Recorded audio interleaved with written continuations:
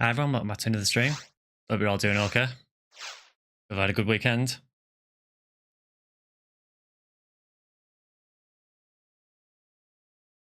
Hi Vector, you okay?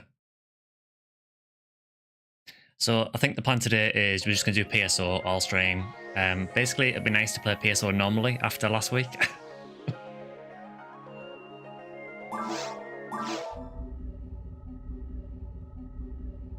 It's almost getting warm, but other than that, all's well. It is starting to get warm. I think it is meant to get warmer next week as well. Question, is this the last week before anniversary, or will we get one more last experience week before the event drops? So, I don't know if they've announced when the anniversary is going to be yet. It's apparently normally some point in August, but I don't know if they've given a date yet. There is an experience week meant to be next week, though. So if anniversary doesn't start next week, then you'll have one more. Also, digging the new look on Tega. Oh, thanks. I mean, it's still purple, but it's just the other purple outfit. You can probably tell purple's a bit of a theme for it. So we did also, when we were playing a bit off stream yesterday, I have now finally hit, you probably won't be able to see because of the camera, but I have now finally hit halfway towards level 200.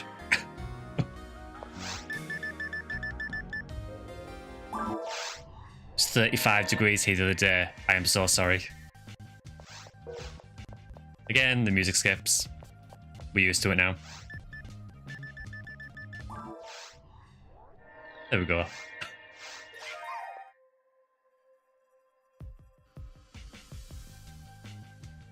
Congrats, only an equal amount of playtime left. I mean, technically it should be a little bit quicker the second half because you are entirely in Ultimate. But it is still really, really depressing that to get it from 1 to 183, well, 1 to 182 and a bit is halfway. It wouldn't feel right if the music didn't skip. It wouldn't. Hopefully it doesn't, you know, crash or anything when we try joining games because it's been doing that a bit recently as well. 39 max, 29 minimum here yesterday. Oof. I would just not be able to cope with that.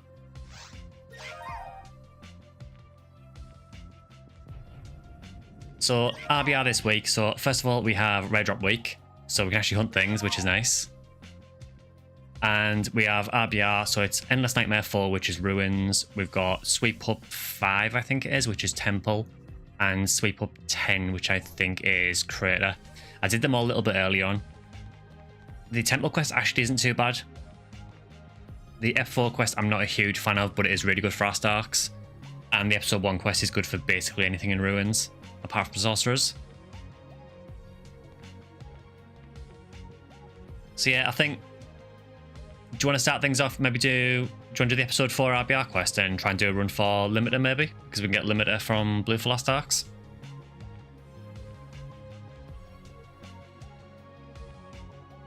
As usual, for anyone who's maybe watching for the first time, we play on the Ephinea server, and we normally play on the European ship Lumerace, and it's Block 2, Lobby 21 that we all hang out in.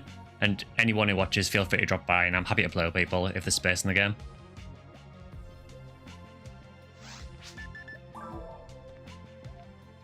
Blue's also good for Heaven, Striker, and EN4.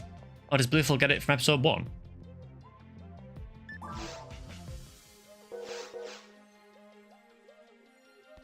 You're made from the same material space shuttles are, it's fine. Is that what raycasts are made of then?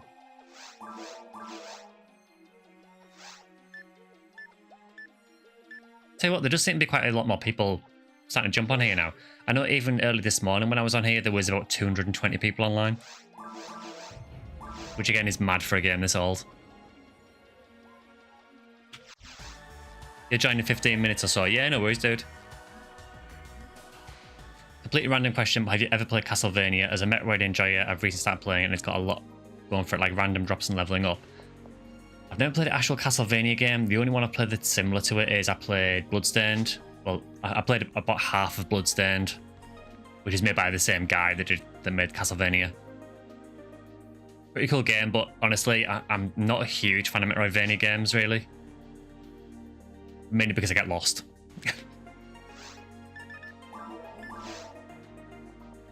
Blue gets Heaven Striker from Del D is nice. Yeah, I've been running a bit of Endless Nightmare 4 with my Skyly actually, because they Skyly gets Lavis Cannon from Deldees. Bloodstained is basically Castlevania. Yeah, I kickstarted Bloodstained when it was on the Kickstarter just because I thought it would look really interesting.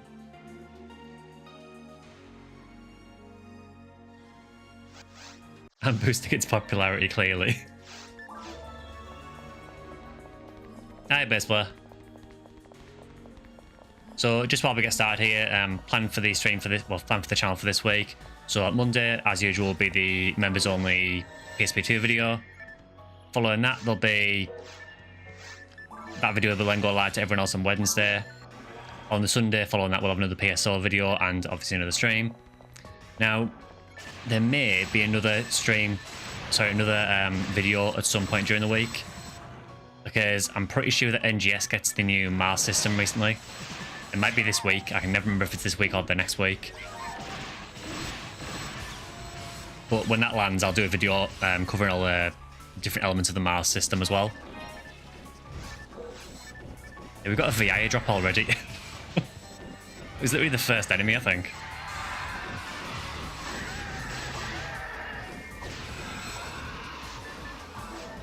Another thing is, so not this week coming, but the week after. So I think it's the week of about the 5th of August, I think it is. I've got some time off work, so I may be able to do some extra stream during the week. I am planning to maybe try doing a stream on Twitch, possibly, but I'll keep you guys informed as to what's happening with that.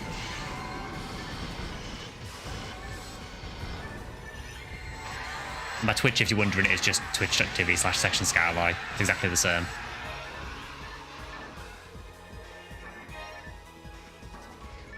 It's from the same guy who directed most of the Castlevanias from Symphony Night onwards, so it makes sense. Yeah, because I think it got classed as... I think he didn't want to call it a Metroidvania, so he called it an Egavania.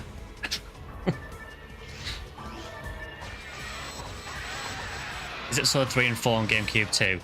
GameCube, like Killing the Atom Base Player is saying, episode 3 is actually a GameCube exclusive. Episode 4 is Blueburst, which is PC only.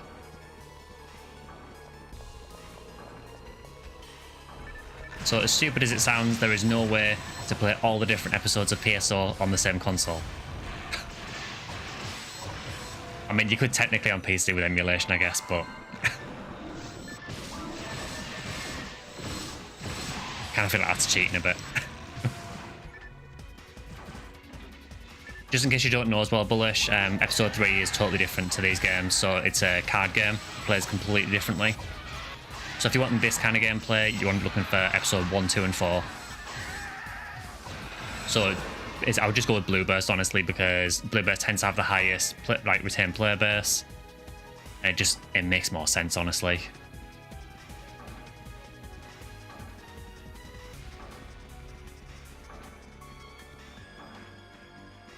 Yeah, episode 1 and 2 is on the same disc on GameCube, yeah.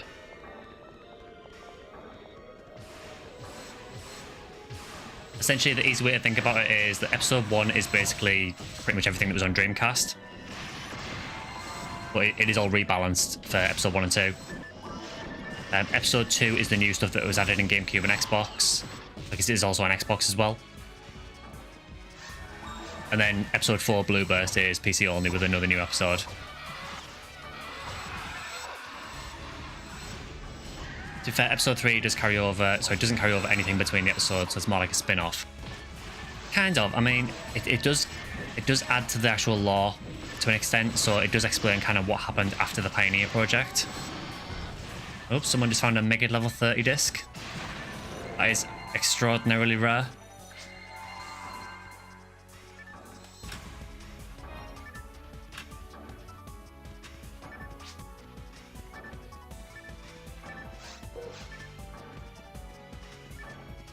Ep3 is what if PSO but Yu-Gi-Oh, pretty much.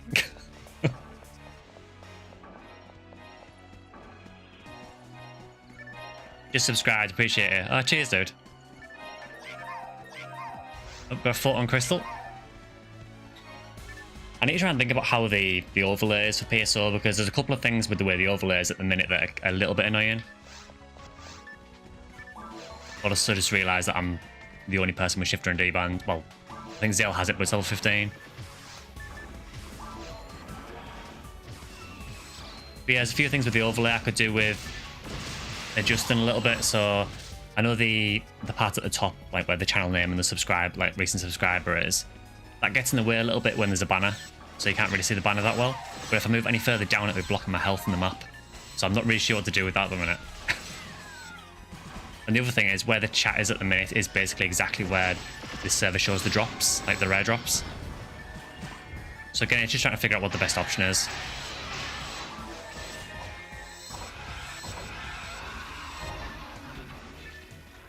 F3 is also kind of the meta side of the series, considering they explain stuff like how Overflow and Darkfalls keep coming back in gameplay. Yeah, so there is definitely additions to the lore, some of which is quite important. Some of it is a bit weird, but the only way you'd find out is from episode 3. You need to put in more time to episode 3 unless guided as a story video. I would do a story video. The problem with episode 3 is, honestly, the main issue I've got with it is, for me at least, and it might just be because I'm bad at the game, I actually find the episode 3 story really hard. I got quite far into the game, and some of the fights near the end of it I just feel unfair.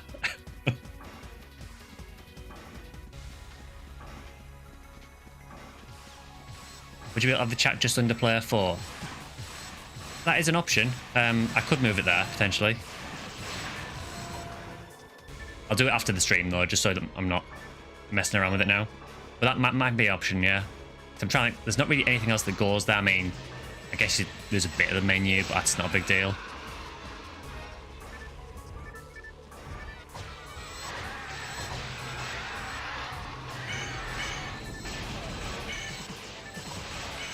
For Ephinea, was there another PSO BB that shut down? I was wondering if Ephinea would last long too. Ephinea has been going for quite a few years as far as I know. I don't know when it was established, but it's been going definitely a few years at least. It's also run by some very well-known people in the Fantasy Star in the PSO community, so I do not see Ephinea shutting down anytime soon. The server you're probably thinking of is, there was a server called SCHT serve or Stack. And that did have a lot of issues. This will be the 9th anniversary. Okay, so there you go. So it's been going coming up 9 years. So I don't see it going anywhere. And it still has a couple of hundred people playing at most times.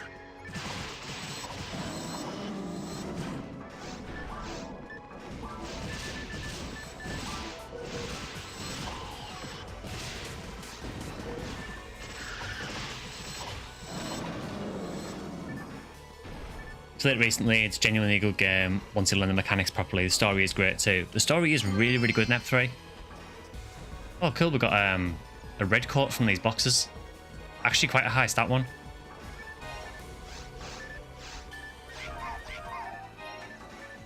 It's 7 out of 10 defense. It's a bit low evade, it's only 3 out of 10 evade, but 7 out of 10 defense. Not bad. All the better for my 4-year-old to melee with.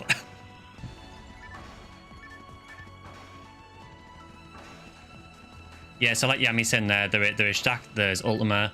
There is also Destiny as well. It kind of depends what experience with PSO you want, to be honest. If you want something that's similar to how it was on the Sega servers, Ephinea is probably your best bet. I believe Stack is maybe relatively close as well. I don't really know a whole lot about Ultima, honestly. Destiny is like extremely modified PSO to the point where it's almost unrecognizable. So it kind of depends what experience you want with PSO, really. For me, I want it as similar as the old Sega servers as I can get. That's not to say Ephinea is exactly the same. There are some changes, but it is mostly just quality of life changes that are really good. You know, things like shared banks that should have been in the game originally.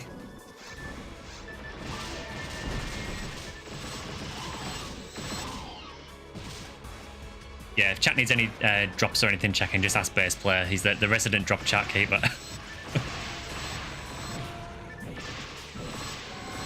Ephinea in general is more based around rebalancing the game without changing the core experience. Shack is kind of a free-for-all. Ultima, no idea. I never really hear much about Ultima. I know apparently quite a few people play it, but I've never tried it myself. So I don't want to make any sort of assumptions about it because I've never actually played it myself. And hopefully soon Humor, Shifter and D-Band, which is really hard. I still don't see why they can't give Humor, Shifter and D-Band. It needs something.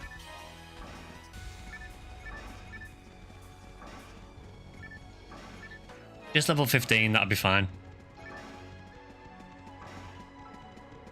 Fun memory of PSO 3 was fighting the second to last boss and rolled double ones 5 turns in a row.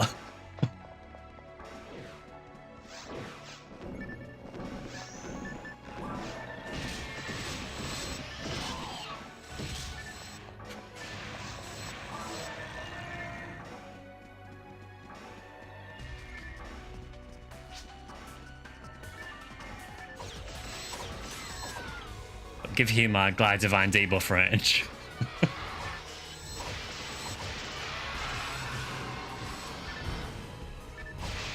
Yeah, I mean, as balanced as Ephinea, as much as Ephinea is done to try and balance the game, there are still some balance issues with classes.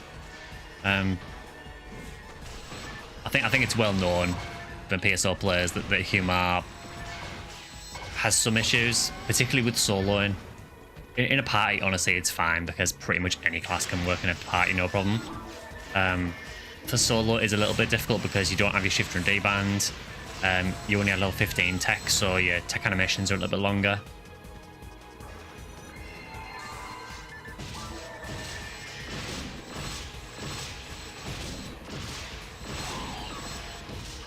F3's a hard game, but I found Hero Side Story to be a lot easier to mentally manage.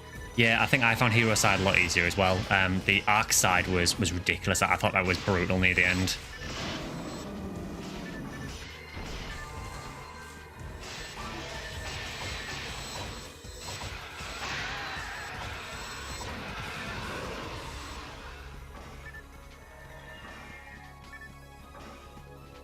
I just saw your message, Bullish, as well, just saying that you might join Ephinea as well. Yeah, like I said, there's usually, even during quiet times, there's usually well over 100 people on. At the moment, with it being Rare Drop Week, there is more than usual, so it's typically well over 200 at the minute. During Anniversary, it'll probably go up even more. Oh, another VI drop for Zale.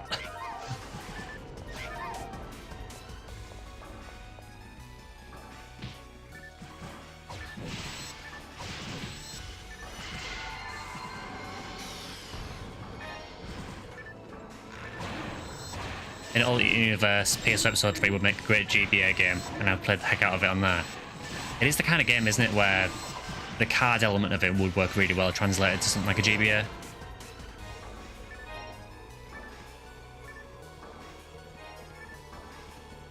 I'm using keyboard or controller, so it's a bit of a mix. So I use a controller to move around, but I do have some shortcuts, like the keys on the bottom for the shortcut bar, they're on keyboard. I've always used controller for PSO. I think it's just because I started with GameCube and I'm just used to using a controller.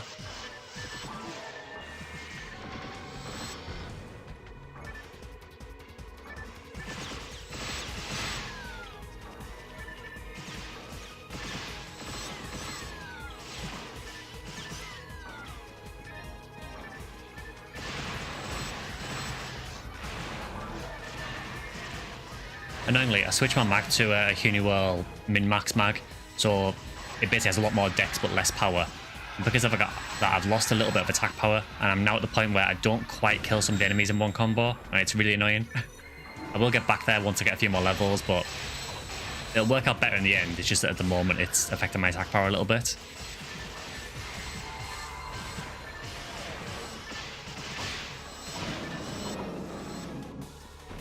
Sega released Episode 3 about a decade too early. Might have taken off when video game CCGs were really popular in 2013-ish. Yeah, I've always thought that. At the time, obviously, it just didn't do well at all because a lot of people were like, why do I want to play PSO as a card game? But then you had later on, you know, obviously games like Hearthstone and loads of other CCGs really pulling massive numbers. It kind of makes me wonder, like, if Episode 3 had been a bit later, would it have done better? Because the ironic thing now is in NGS, we now have the Line Strike card game, which actually seems to have pulled quite a few people into it. So that there are people that seem to be logging onto NGS now just to play Line Strike. So there is that definite want for people to play card games.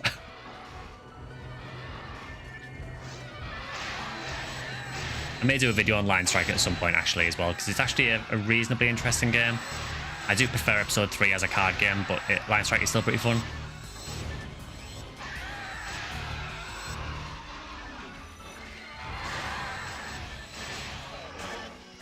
You recently got a bunch of people to try PSO Ephinea. They all set up controllers wrong and it was a pain to walk them through.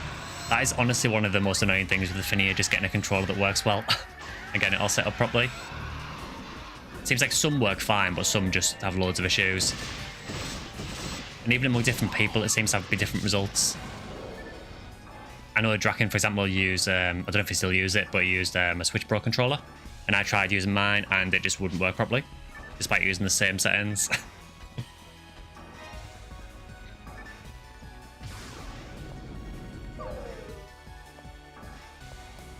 There was a great Yu-Gi-Oh game on Xbox a while ago. The only Yu-Gi-Oh game I played that I can remember is there was one on Game Boy Advance, which I cannot remember the name of, that my brother had, and I played that a little bit. And I think there was a PS2 one. Was it called? Was it something like Duelist of the Roses or something like that? I remember it being a very weird PS2 game. There were way too many on GBA. I don't remember what it was called or anything. I just remember it was a Yu-Gi-Oh game on GBA. I did collect the card game as well, I will admit that. I did collect Yu-Gi-Oh for a while. When I was much younger.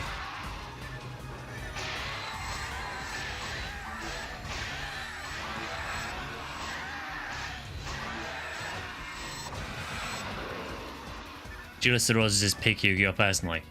Was that the PS2 game? Am I thinking of that right?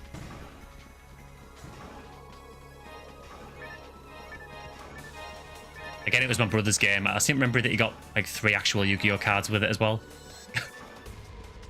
Which I think was the main reason he bought it. It's the PS2 game. Oh, okay.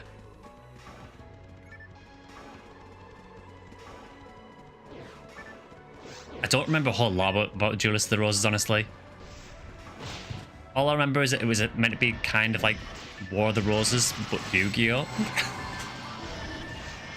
Which is extremely weird.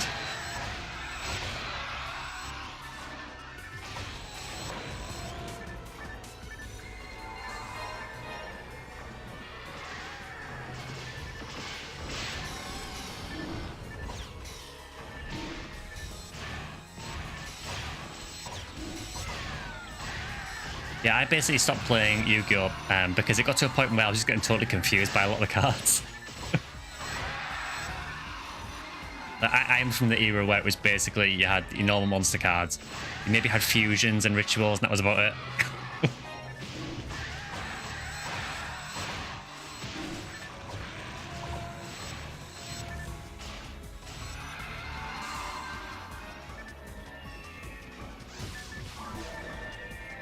Yeah, I think that is the game I'm remembering then, because I seem to remember it was a bit like a board game.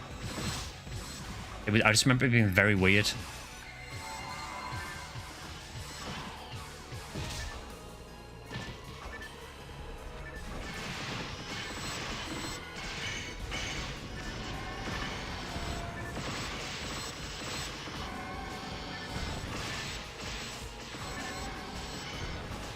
Yeah, speaking of episode 3, I think I showed this before, I can't remember, but I got the episode 3 soundtrack disc maybe a month or 2 ago, around there.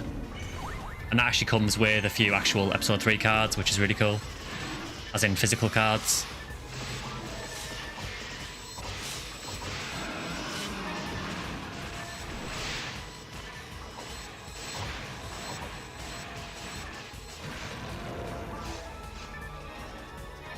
It's not too bad a quest, that.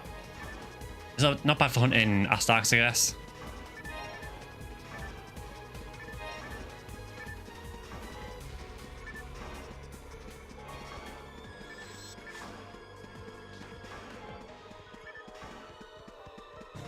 Can you import your old insane GameCube file? Not to Blueburst, no. So on Blueburst, all the character data is saved server-side. Now, on this server, you can actually get your character data downloaded so that if you want to make your own LAN server or anything, you could use your data from this, potentially. But you can't import your GameCube file to this version. So you would need to start over if you were starting on this.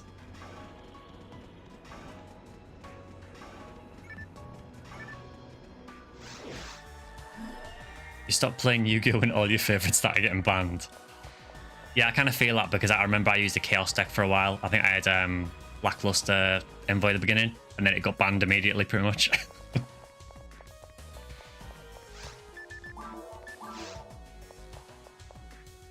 You got PD'd, got 5 Mind Mats and 3 Power. Yeah, to be fair, I did a Lavis Cannon hunt earlier, and I got PD'd more or less instantly by the DLD, so...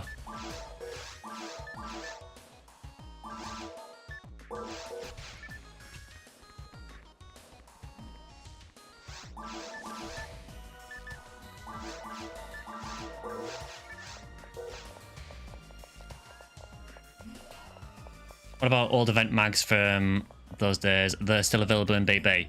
A lot of the stuff is available, so by event mags, do you mean things like the seasonal mags, like seasonal mag cells and things like that? Because if that's the case, you can get them during the seasonal events on Blueburst, just the same.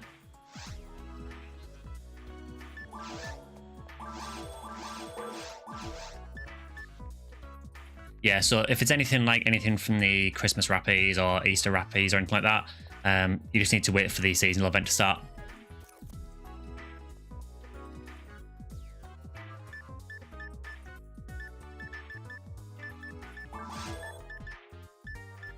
Yeah, pretty much everything that's on GameCube is on this as far as I'm aware. There are a couple of little gameplay differences, like you have a little quick bar down along the bottom so you can buy more things. You don't lose money when you die on this either as well. There's a few little differences, but ultimately it is very, very similar to GameCube PSO. Just with more stuff to hunt.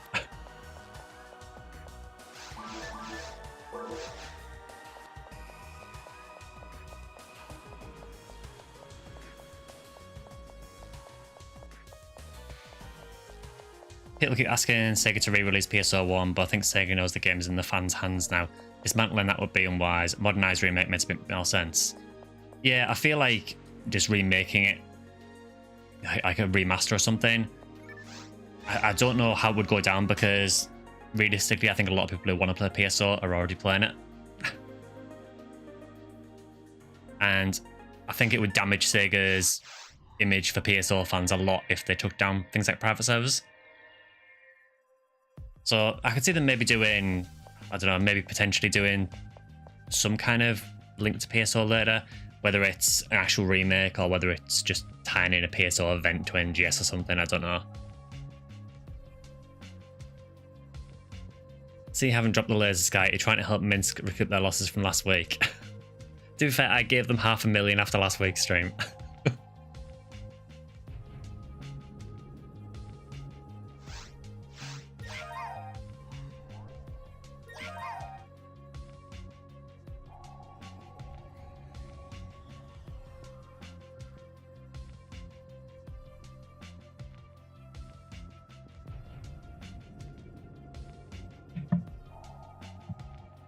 Didn't Minsk lose like 7 million? It was, I think it was at least 4 million. Thing about a remake though is games these days are built for profit, whereas back in the day they're made for fun. Yeah, I mean, it's a question of like how many microtransactions would you fit into it? So next up, tell Parkins to get his butt here. Yeah, so next up, so we've got a few options. So we could do, so Endless Nightmare 4 is Ruins, so it'd be really, really good to do some Ruins, try and find some things there. There's also the Ep 2 quest in Temple as well.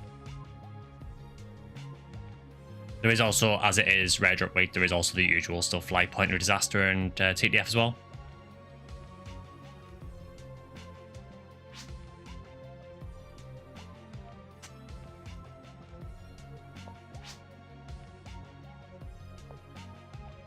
So is anyone else hunting anything during Rare Drop Week?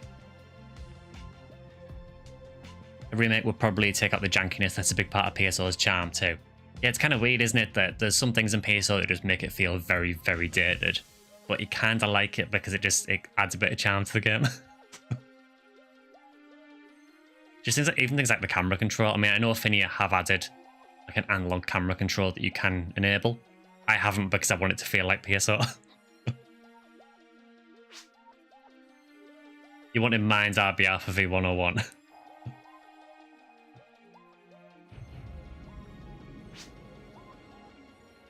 Honestly, we'll kill for an HG remaster of PSP1 and PSP2 Infinity. That would be really, really cool. I mean, Infinity is an amazing game. Obviously, I'm playing through that at the minute on the channel. Well, playing through base PSP2 at the minute, and then I'm going to move on to Infinity. But yeah, that is a really, really good game.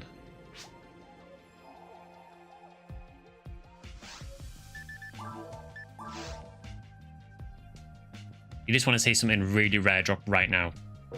I mean, you and me both.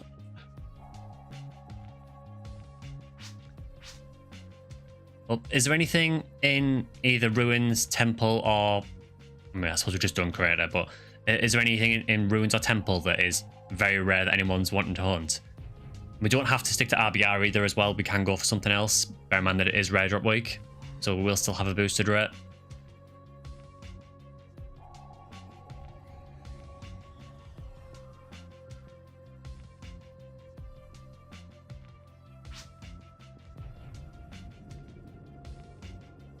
SJS.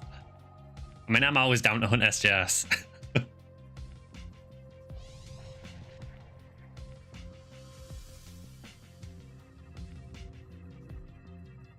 PSP2 feels closer to the PSO experience but less of the jank. I think it's possible to modernise the gameplay loop. I've always said that I feel that PSP2 plays the most similar in terms of the actual loop of finding things. Drop an SGS and down tech it, why don't you? No, that was only for last stream. If it drops now, it's getting up-teched. I suffered enough last stream. Speaking of that, again, thank you to everyone who donated and everything last stream as well. Really appreciate it. Blueful Seabed. I am down for Blueful Seabed. Really going for the Hail Marys. I mean, why not? Q and SGS without percentage. To be honest, I would take an all zeros SGS. After how long I've hunted that damn sword. I kind of feel though that with how long I've hunted it, I'm owed a 50 hit one.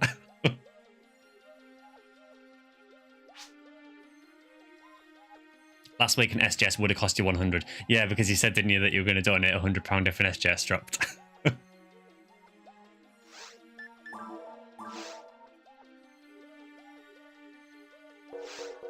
You sure you okay sitting out, Zale? I mean, sort of happy to rotate people around if there's 5 of us. And again, to anyone watching, if you want to join in, feel free. Best you can do is a -5 AB SGS.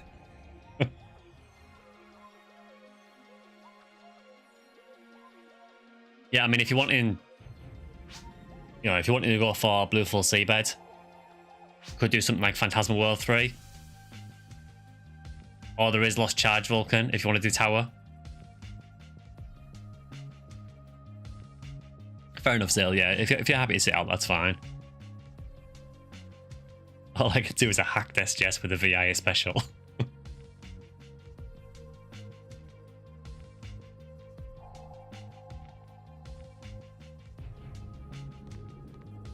Yeah, I am happy to do either Phantasmal World 3 or Lost Charge Vulcan. Both of them will be horrible, but I'll do either.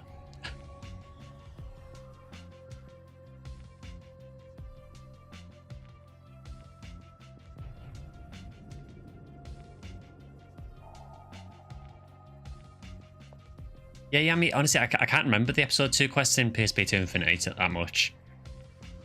It's been so long since I've done them.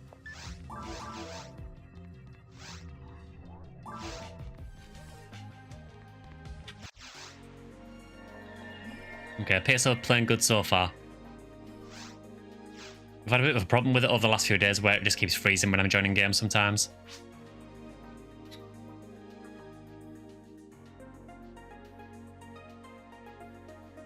PW3 is timed though, is it?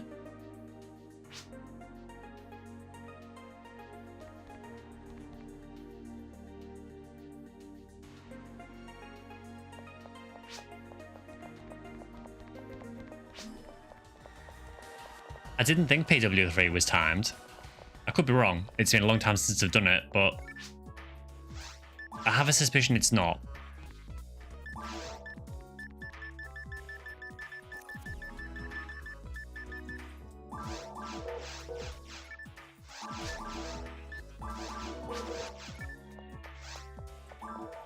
Yeah, it could be another quest potentially.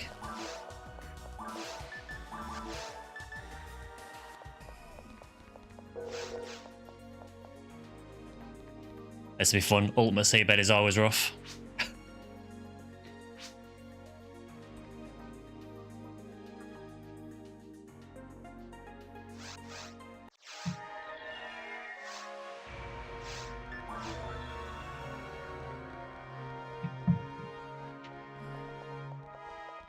Lots of unskippable in-game cutscenes, and dropping you into way too tanky darkfalls in Ep 2. Ah, fair enough.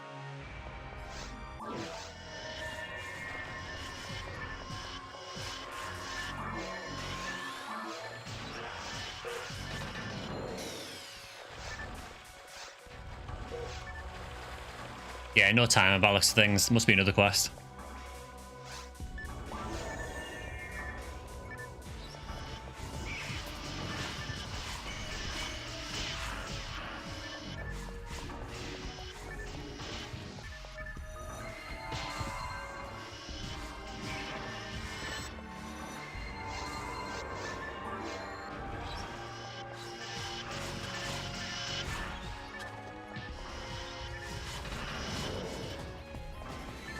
I kind of feel like trying to get my Huni World to land hell with this slicer is almost as bad as trying to get my Thorny World to land Chad shots last week.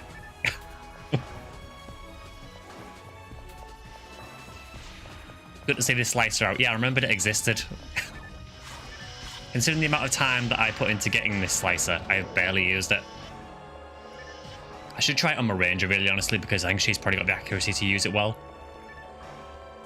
Like, even using the SNS glitch, it's a bit unreliable. You're full on Mazetta. I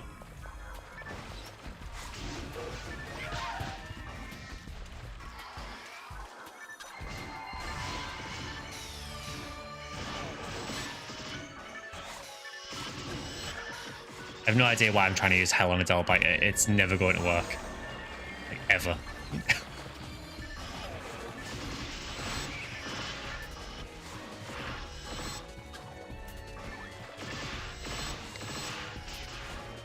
On those moments, I wish I had space on my desk for 2 monitors so I could play Ephinea on one and watch the streams on the other. I've got 2 monitors on my desk just... I think I mentioned this before, but I've got 1 monitor that I play the game on, obviously. And my second monitor is for OBS and chat. But because my desk isn't huge, my second monitor is like in portrait mode and just about fits on the desk. You love slices in concept that just kind of suck. There are some good slices, like genuinely good ones. I mean, to be honest, the S-rank slices are good. It's more a problem of just Huniwell having no accuracy.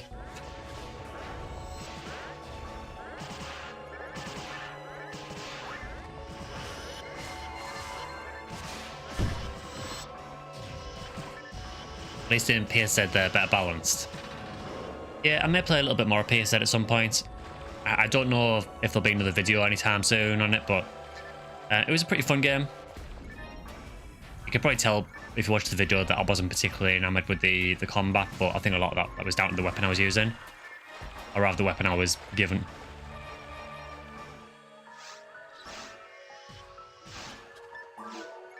No, I don't want the barrier field because it takes a slot on my palette and I don't like that.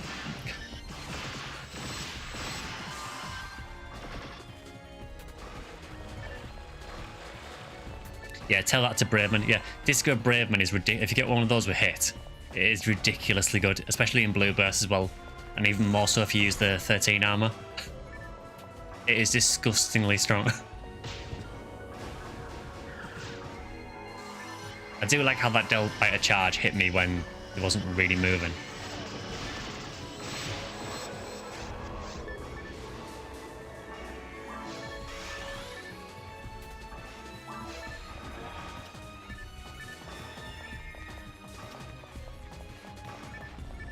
Yeah, so what we're hoping for here is the 1 in 12,500 chance of a Delbiter dropping a Psycho Wand.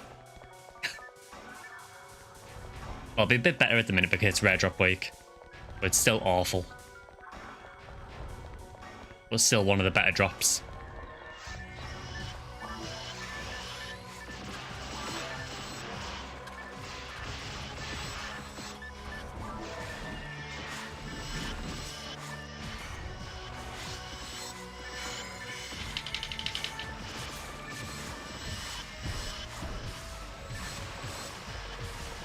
You've only just noticed now that Delbiters have toe beans.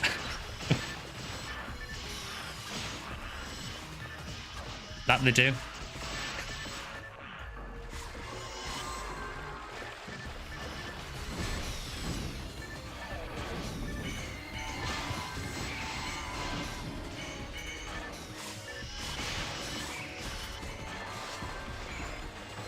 I could have gone without that information.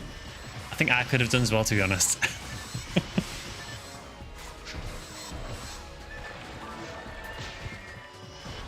See, now I can't unsee it.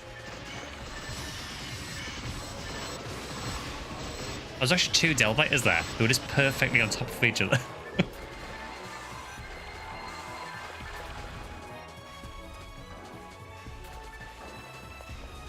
They must have both charged in at exactly the same angle and ended up in exactly the same place.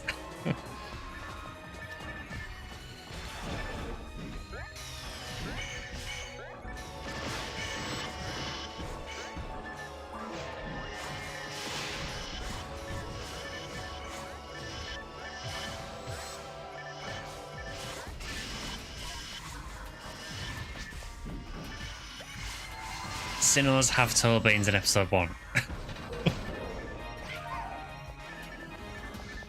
The more you know.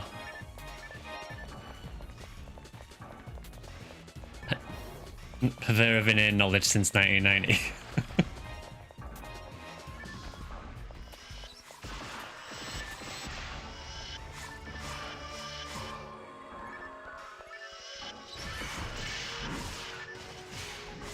Yeah, so even using the SNS glitch, I think we've got one there.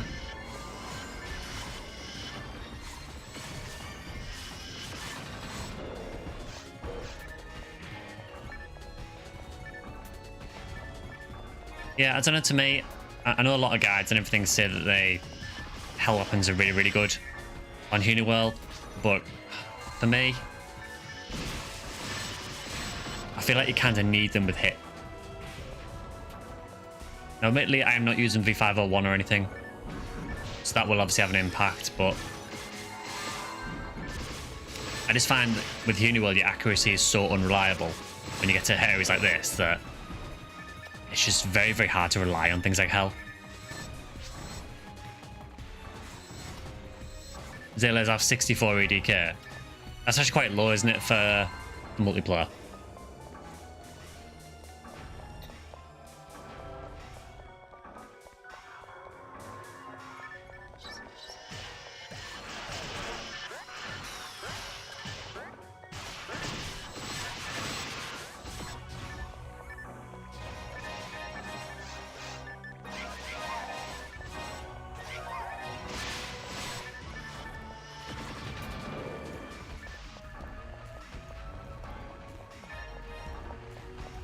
I've always liked this quest. Seabed is not necessarily one of my favourite areas. I like it, I just don't like the enemies here. I love the actual environment, but the enemies here are just super annoying.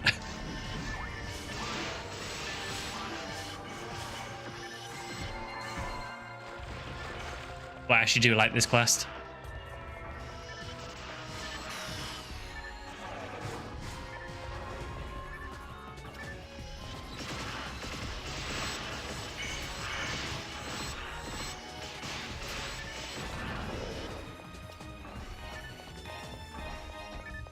Yeah, hopefully we can get something decent to drop. I keep saying that I want to see a banner drop on stream. We've had a couple, I think. I know we had the Pinkle card for Vector a few weeks ago. And we had I think was it a 60 or 65 hit Disco Braveman drop on stream as well. Which again, I think was Vector. So we need something else. Even gelling these guys do so much damage.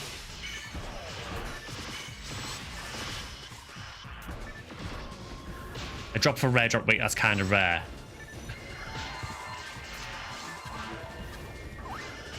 It is, yeah. I mean, we always say this, don't we, that basically whatever boost it is won't make any difference. You did get the 30 hit lane banner as well, yeah.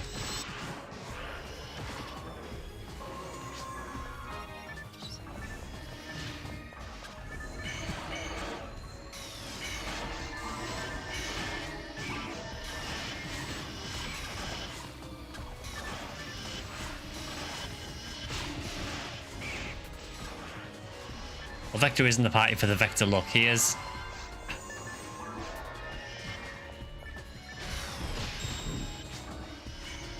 This guy needs a banner. I mean, I'll take one.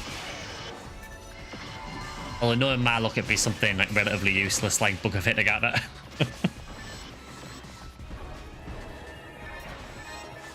To be honest, though, a banner's a banner. I'll take it.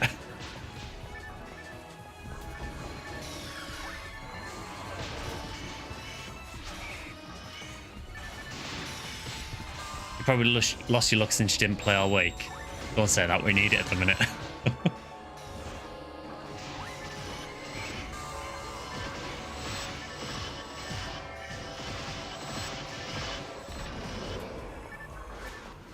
You love how the community has members with their own notable points.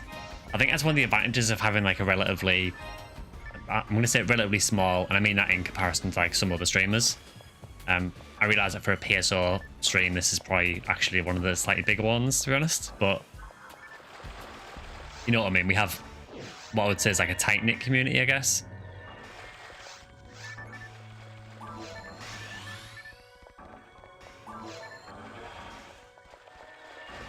Mistype killing you after rare drop victory, yeah, pretty much.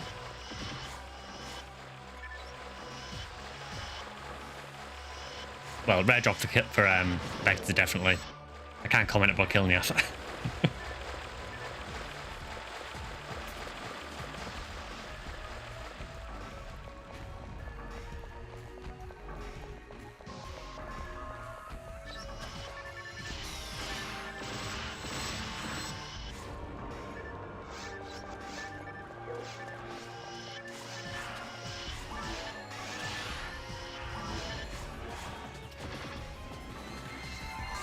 See, the slight problem we've got is we've got no force, so I'm essentially acting as hunter and force.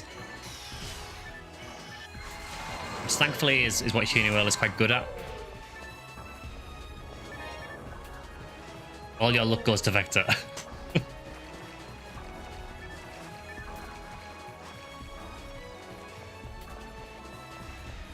I'm still convinced that I had all my luck on the Sega servers. And the game's just punishing me for it ever since.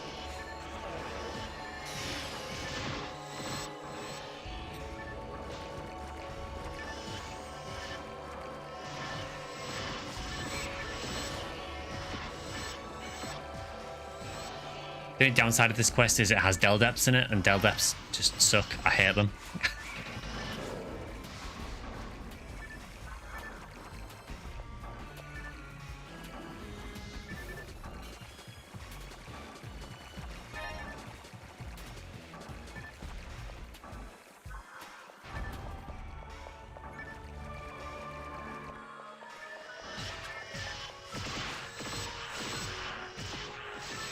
Yeah, I think I'll stick to damage for the most part because hell is getting me nowhere.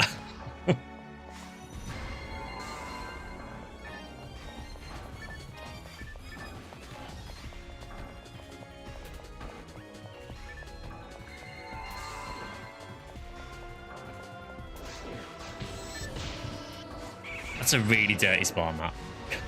You literally warp in and just get shot as soon as you warp.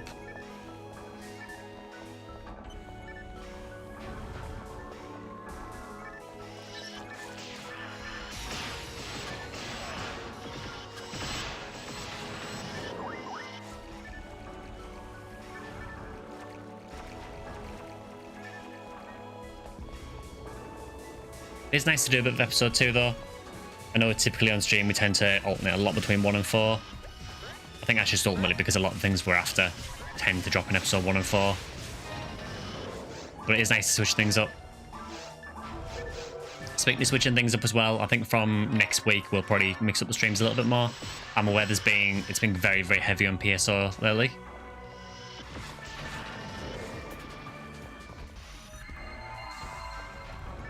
So I might switch things up a little bit. I haven't decided what yet though. As you've probably guessed by now, the way I operate the channel is very sort of spur of the moment. There is some element of planning, but not a lot.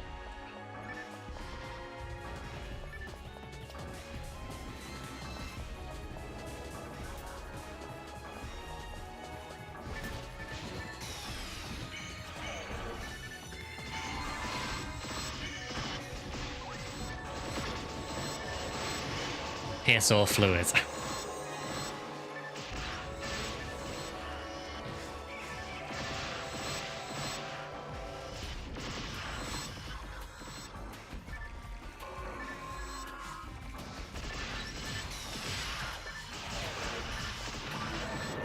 Yeah, like I said earlier, I think for the week of, I'm sure it's the 5th of August. For that week, I'm going to try and maybe do a Twitch stream some point during the week. There will still be the normal YouTube stream on the Sunday as well.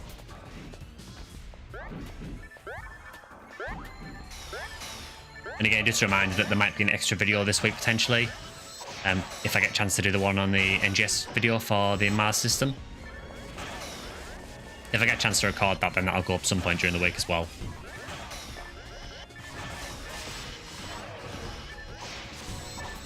You're making salad. Did everyone but Skyly get an SGS drop by now? You'd be surprised to hear that no one has found one. We did get a Durandal, which is basically the same thing.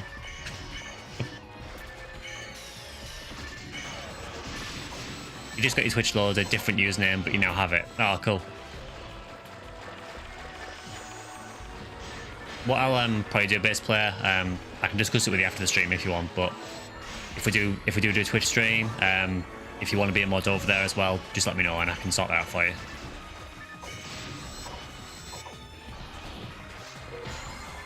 I really don't like this room.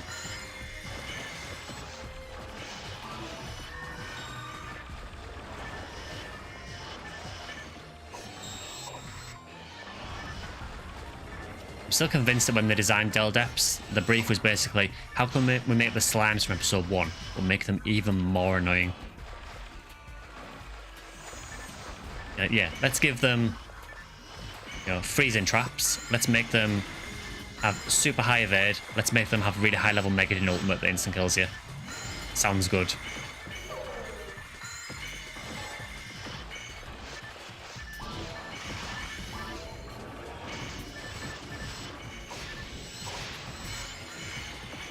Super slimes, yeah, basically, yeah. They are so annoying. I really despise these things.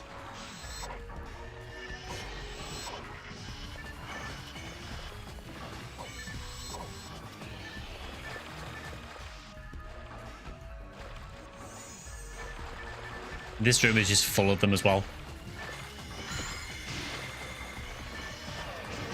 But they're so fabulous. I mean, they are fabulous, but they are still really annoying. Ultimate in a nutshell, but what if we had instant death? Definitely for episode 2, yeah.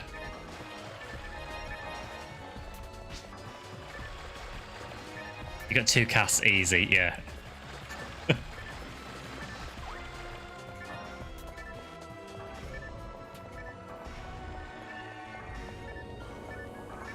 I will say it does make it a lot easier with casts. Freeze traps are an absolute godsend.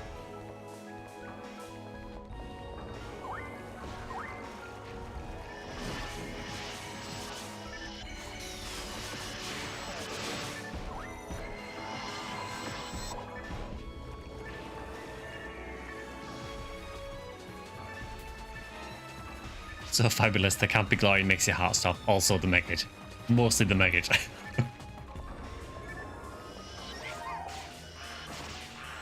that is one way to look at it, yeah. If you get Megaded, you at least get your traps back.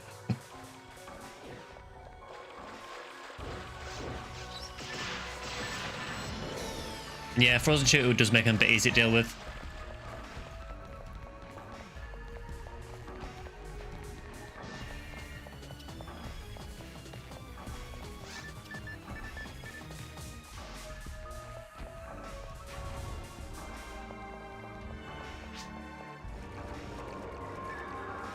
Yeah, the map on this quest is huge. I always get lost during this as well.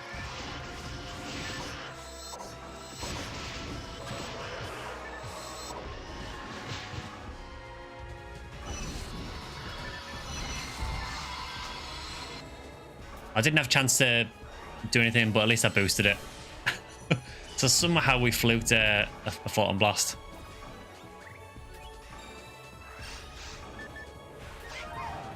No foul, although I'm disappointed.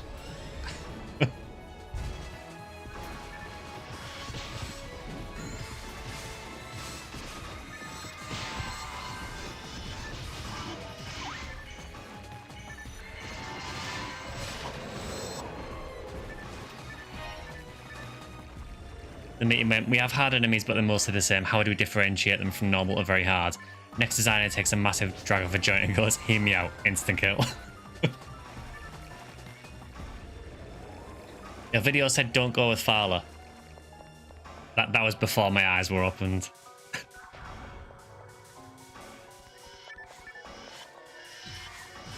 Yeah, I think I did say on the Mad Guide, don't go with it. In reality though, since playing more with other players, it has become apparent that there is actually a use for it. I don't just mean as a meme either as well, I mean there is actually a good use for having things like Fowler. Because it lets you do 4-player Photon Blast chains a lot easier, because not everyone has the same Photon Blasts. No, I think you can chain the same PB multiple times in the same chain, but you have to sort of spread them out so that they don't double up on each other. But if you have 4 different PBs, it makes it a lot easier. Oh, there we go. I may as well use it since we've got the chain anyway.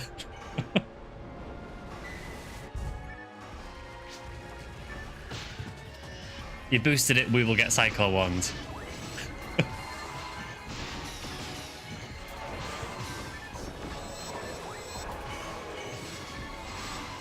I would laugh so hard if Psycho 1 dropped now.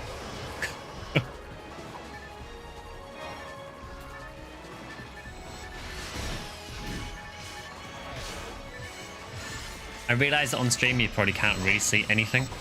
Neither can I. Probably because the light switch is up there. I'm assuming there's maybe another way you can go to turn the lights on that we just didn't. You'd have Golo, Fowler, and twins.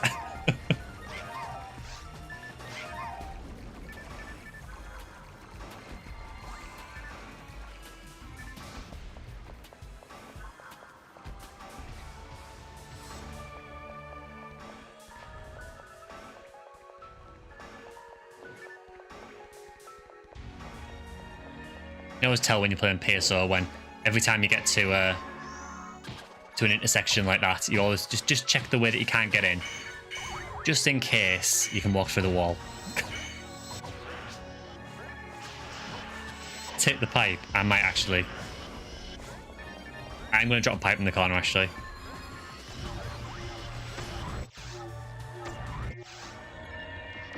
Yeah, not dealing with that camera.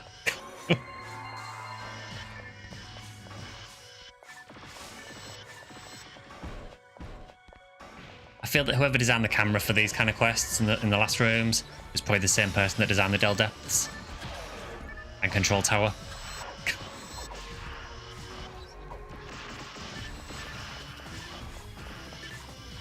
It's like a super obscure reference, but it reminds me a bit of an old sketch from the Mitchell and Webb show where the guy's gone for an interview and there's a guy on the interview panel whose whole job is just to give extreme negative feedback.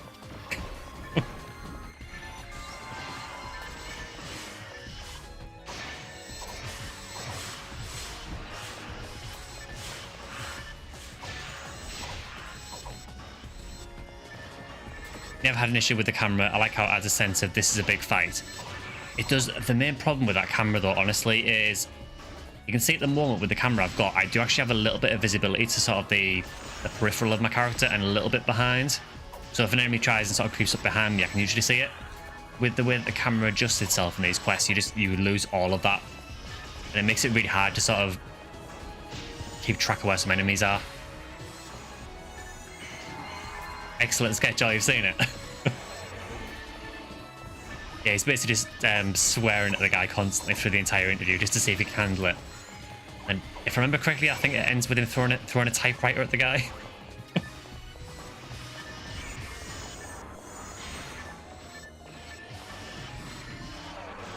You love the gift shop stretch. Oh, that is such a good one. I legitimately love that show. It's so funny. Hi, Andy.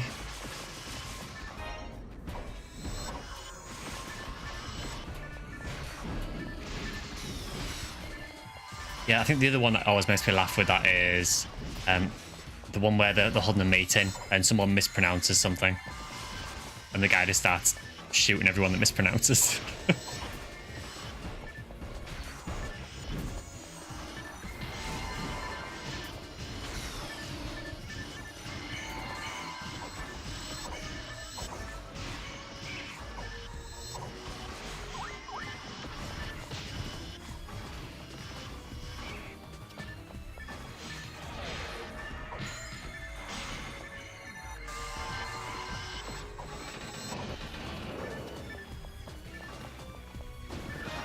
It always trolls you, this quest. You think you got to the end of it because it sounds like the door's unlocked. And then it's like, hey, have some more Delbiters.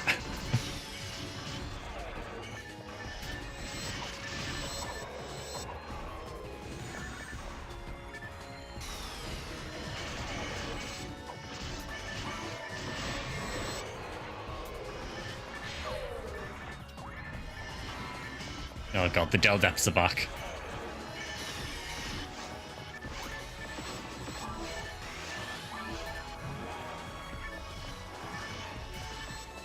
Problem is, it's a really high level mega to do as well, so it's actually quite hard to dodge.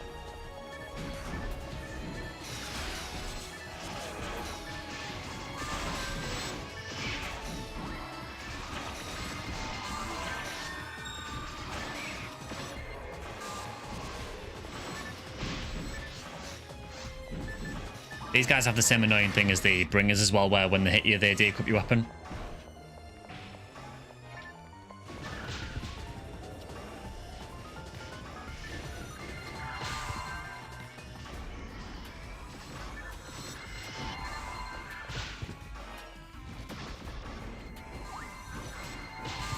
I forget how annoying Delbiters can be in multiplayer.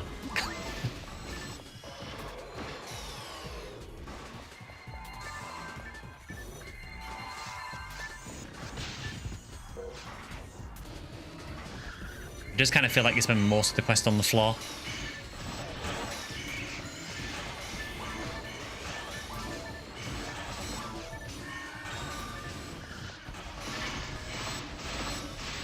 Really loving the ground right now. Yeah, pretty much. It's just generally how this quest goes.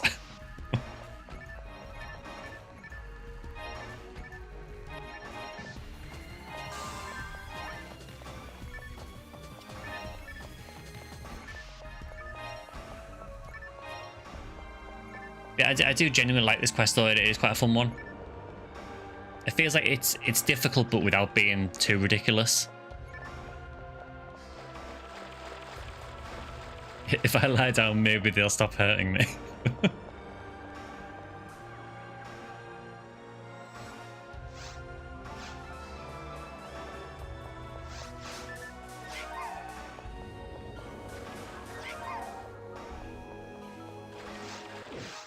GG everyone. Remember to get your lucky coins from Noel as well.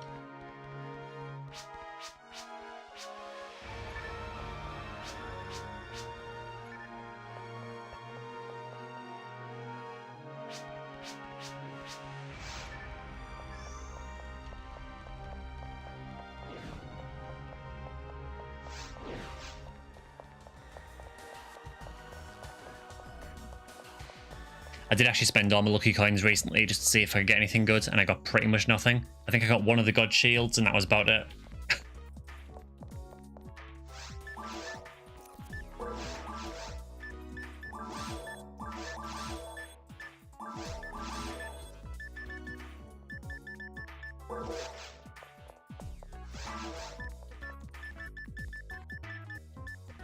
$50 panic Vulcans, thanks for that. Why could there not be charge? You traded the god shields to make Koryu. Yeah, I think for me, I'll probably just get them the normal way, because obviously we've already got the ones from challenge mode anyway. And the other ones, I've got one of them from the roulette, so I just need to land on Paganini one more time to get the other one. And then I should be able to trade for it.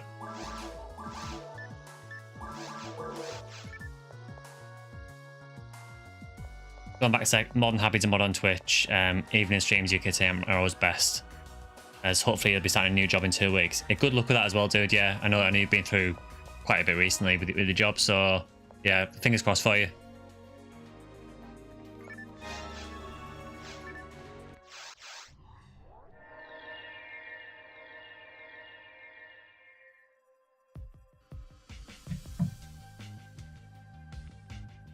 Yeah, no, buddy. So you can play, as far as I'm aware, through Dolphin online. There is a GameCube server called ragdoll.org, which you can play online with, and I believe there might be some other GameCube servers as well. But yeah, as far as I'm aware, you can play it online. The only thing I would say is that obviously the player base for the GameCube version is going to be a lot smaller. But if you're happy just, you know, logging on and playing with a couple of people maybe, or doing some solo stuff online, then by all means you can go for it. If you want to play with it like a decent sized player base, though, then you might need to play Blue Burst. Farming Seabed on Dolphin. When you're napping on the couch and meta dreaming about watching the stream, but also thinking of getting up to go watch the stream. I'm glad you managed to find your way to the stream, Minsk.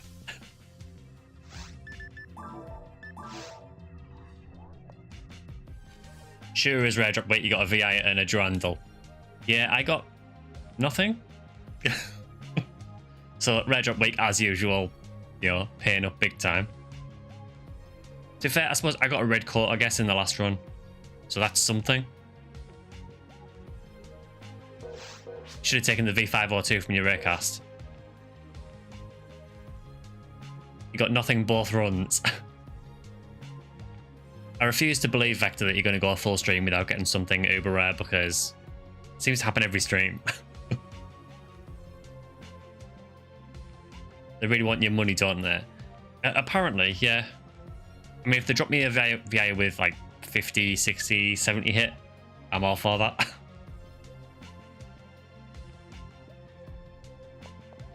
So, next up. So, trying a couple of options. We could do a quick TTF run and try for some red ring copium. We could go with... We could do Tower. We could do Endless Nightmare 4. So we've got a few options to do. I don't know if there's anything that anyone prefers. I am totally fine with any.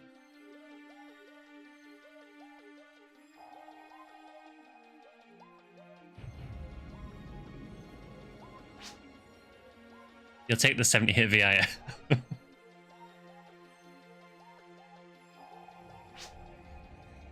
You can sit out for red ring. You guys need it.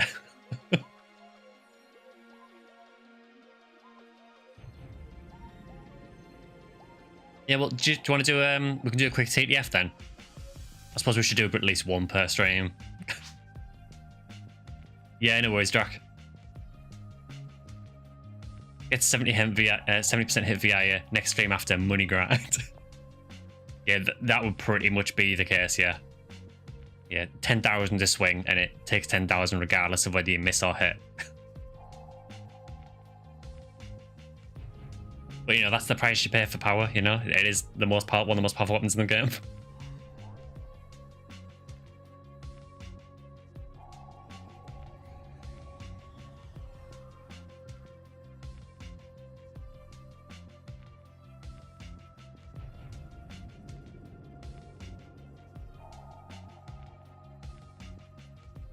Yeah, so we'll do a TDF next then.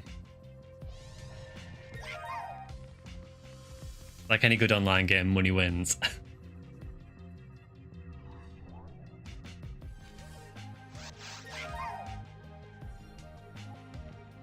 You'll go back to sleep and dream about getting the fantasy.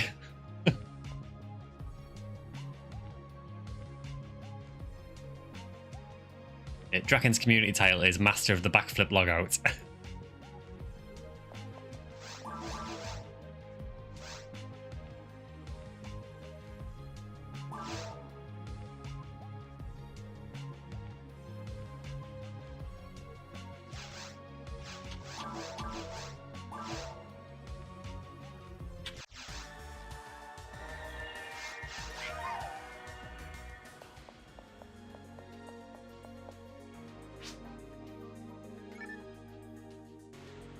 You mean Fantasy Star or Final Fantasy?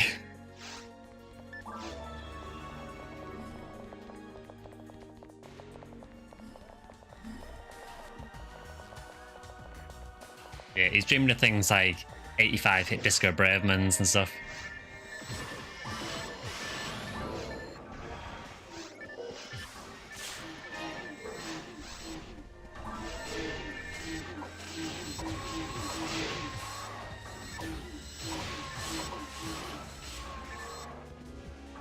Final Fantasy Star Zero Portable Episode 3 Cash Revolution.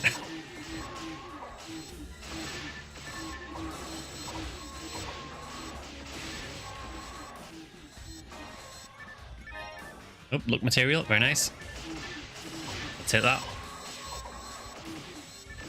I'm trying to gather any materials that I find. Well, mainly power materials and luck materials, because unfortunately I need to reset my Huniwell stats. Well, reset her materials, because I just used whatever I felt like, and now I'm at the stage where I actually need to like use a material pan properly.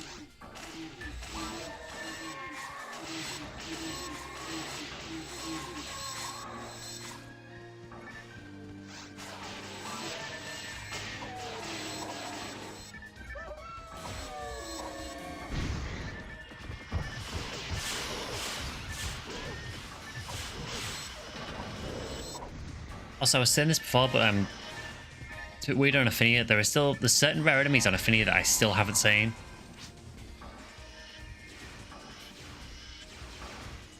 So I'm still yet to see a Dolphonic Claire on Ephinea, despite being level 183. And I'm still also yet to see a Hildatar.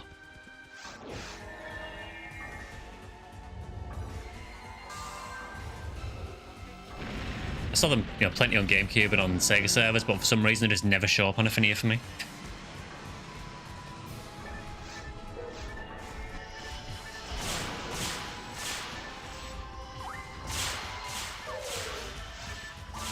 Yeah, the Dark Flow did not go as planned, that.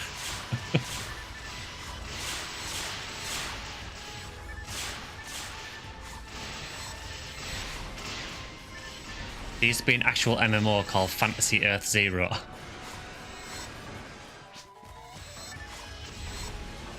You'll show me one of your many Hildatars. Yes, I think you've been hunting Heaven Punisher, haven't you, from Hildatars? As someone who was also hunting a 1 in 205 rare enemy, I feel your pain.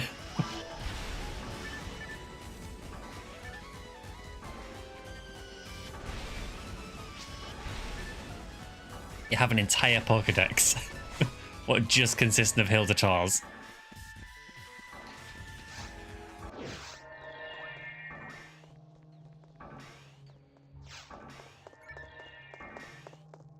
Yeah, I do kind of feel sorry for the dragon, because even in multiplayer it just gets obliterated.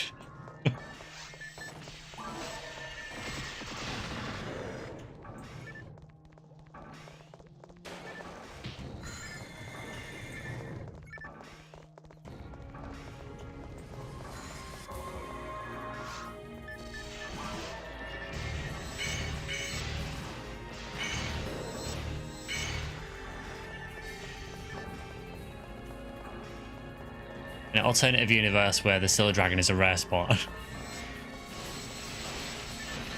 Yeah, I'm kind of surprised that they didn't go with like rare bosses before episode 4.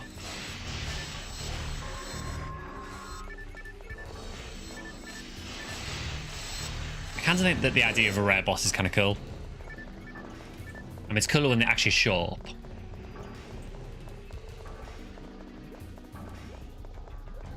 But can you imagine if Red Ring was from like a rare version of False?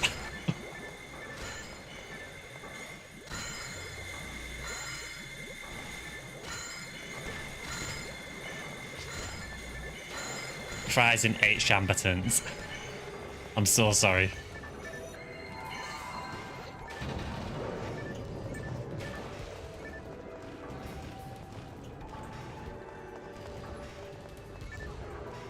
There was an achievement in PS2 and PSP to Infinity where you block the Dragon's Fall animation. I seem to remember that actually, yeah.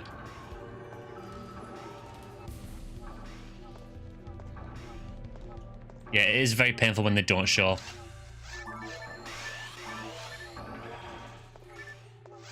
Honestly, man, hunting rare enemies can be the most disheartening thing in the game.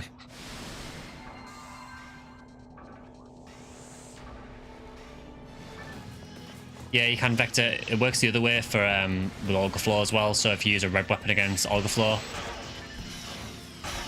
it'll show Flower when you go back.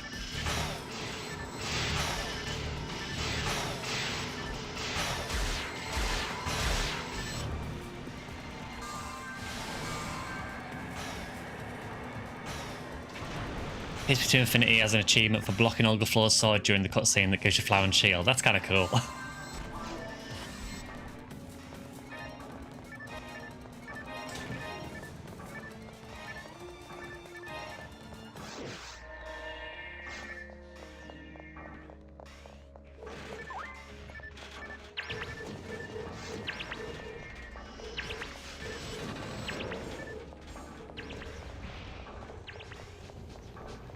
Yeah, I don't know. Hunting rare enemies is a weird one. Like, when I was hunting the middle lilies last week, I would go for sort of, 10, 15 runs and get nothing. And then I get 2 middle lilies in the space of 2 runs. It's just really weird how the RNG works sometimes. But, that is the nature of RNG, I guess.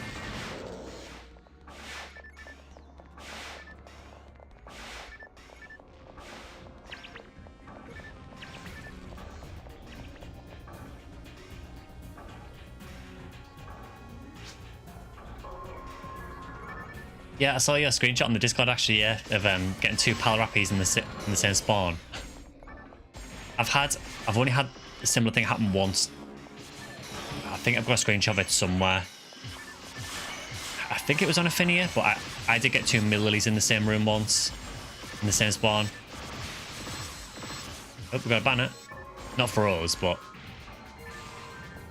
someone has stolen our red ring again.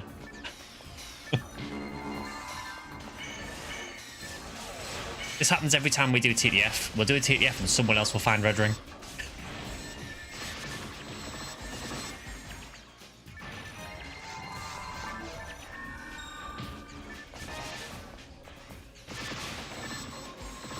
I thought I was going to mention the red slime. No, the red slime. Oh, that was so weird. So yeah, I was hunting Cycle Wand on Purple Numb, doing maximum attack. And I think it's in this second room. No, sorry, not the first room. There's a spawn where you get 2 slimes and 2 Crimson Assassins. And if you play PSO, you probably know that if you hit slimes with a 3rd attack or an ice attack, it splits them.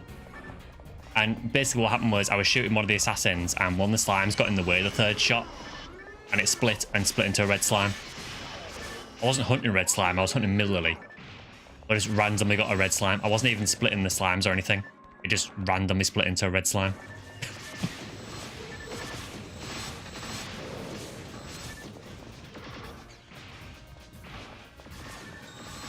Of course, when I actually hunt a red slime, they don't show up.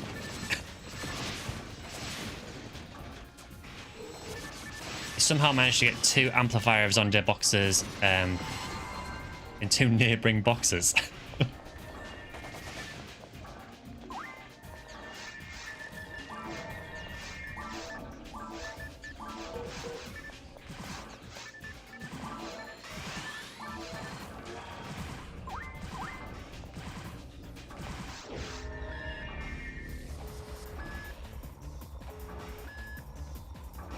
And yeah, of course the red slime dropped the rare as well.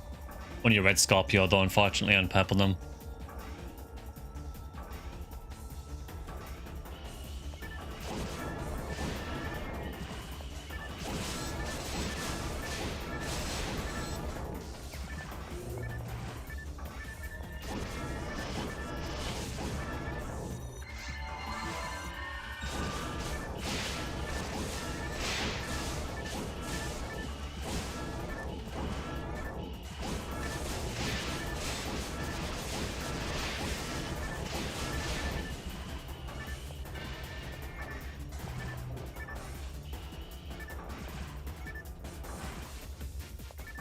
Come on, Veloft.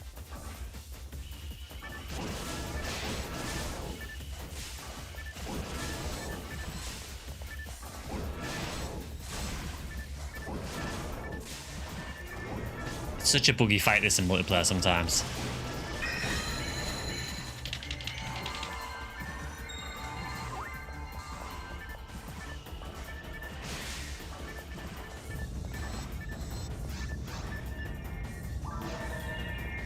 There we go, we got that in the end. Sometimes it goes a lot faster that with the Gazonde glitch, but it seems a bit unreliable sometimes.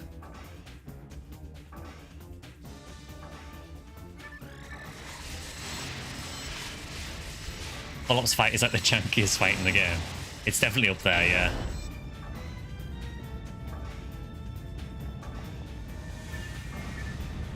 It's also one of the easiest fights in the game.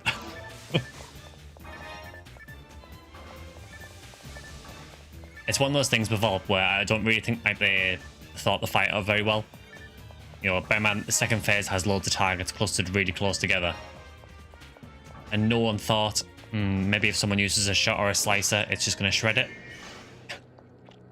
Same thing with the dragon as well.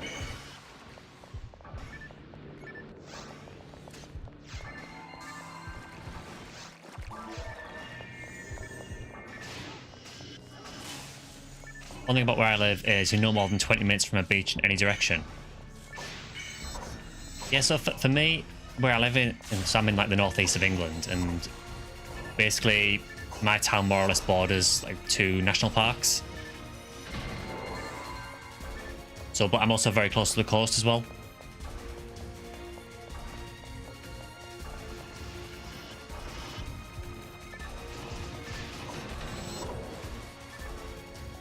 At least it's not Durrell that hate that battle until they get really strong on very hard and ultimate. Yeah, it's a weird fight, Durrell, isn't it? Like earlier in the game, it just takes forever. He just does not die. Things like in challenge mode as well, it takes forever to kill him. But then you get to a point where you just start shredding it.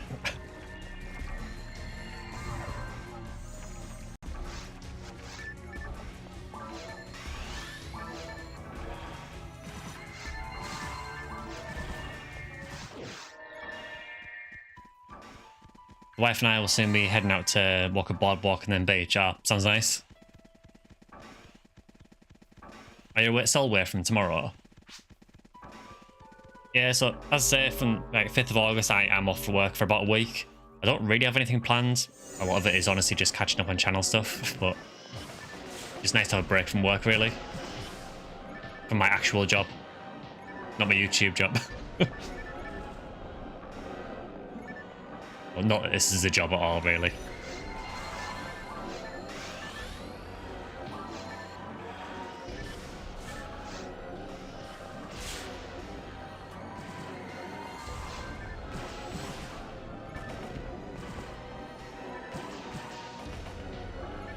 It's perfect for living on an island for those that enjoy it.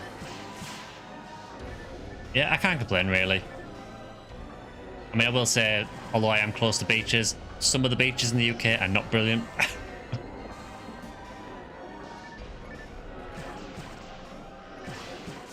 certainly not the kind of beaches I would go to, you know, sunbathe on or anything.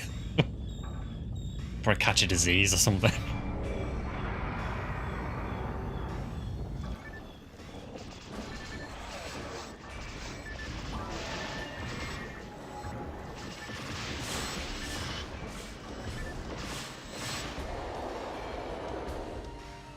Beaches need the right weather, so anything but UK weather. To be fair, it's actually really nice here at the minute. But it's one of these things with the UK where we seem to get like maybe a couple of weeks where it's really, really beautiful weather, and then the rest of the year just sucks.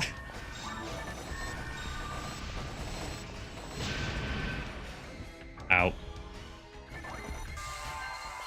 Just realised I didn't put my cure freeze in. Let's do that now.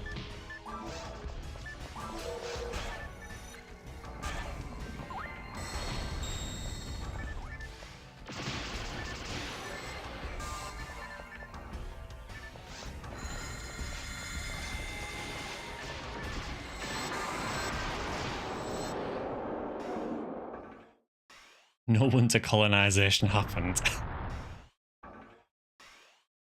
Yeah, we're all just so depressed we just had to take over everywhere else. Northeast England too? Oh, cool. It's really odd, there seems to be a few people that watch the stream that are from the Northeast. Must be a bit of a cluster of PSO players up here.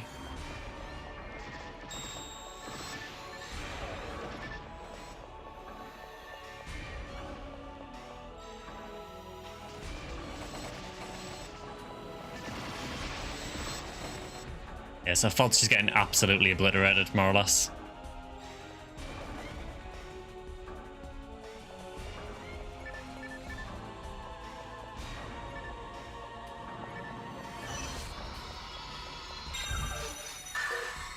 I mean, I boosted it. Oddly, I still got hit by grants during the photon blast scene, which is a bit cheese.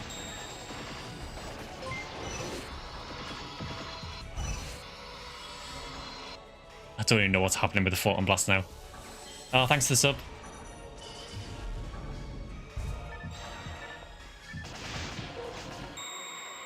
Thanks for that.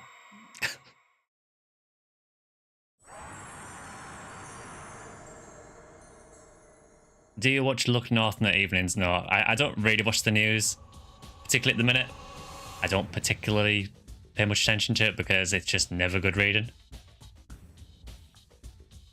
I keep on track of the national news, obviously, but... Oh my god.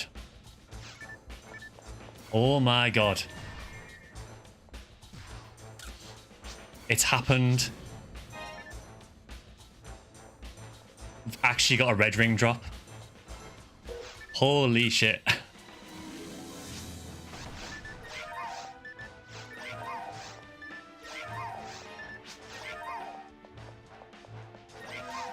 And I think it's a really high stat one. I hate you a little right now. I'm so sorry.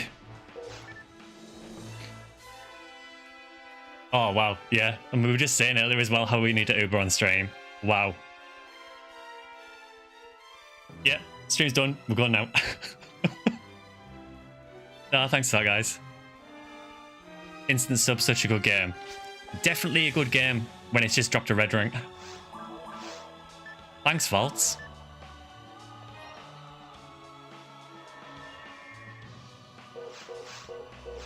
Make sure you save. If I was on GameCube now, I'd be instantly quitting the game to save it.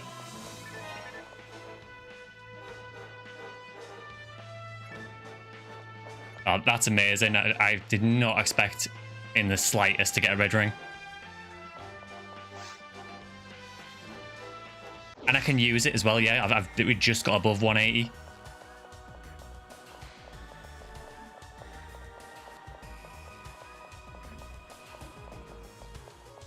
Also, yeah, Vector wasn't in the party. What's going on? Welcome to the Elite Club, Skyly. Thank you very much. Proof you need a soul sacrifice for it to drop. Maybe that's the key. You have to get killed as Fault Stars. Thanks, Remote. I'll check the stats on it in a minute.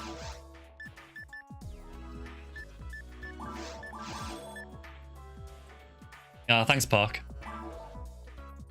Yeah, that's insane. Honestly, I didn't even notice the barrier because I didn't even notice the banner because I read the chat. I was literally reading the chat and wasn't looking at the screen. I didn't even notice it. And then I just saw someone type RR. I was like, hang on, wait a minute. Time for a walk. Oh, no worries, man. See you later. I actually can't believe that. That's insane. Did anyone get the banner? I took several screenshots. He shouted Ephinea so loudly, your wife who's upstairs on the other side of the house woke up.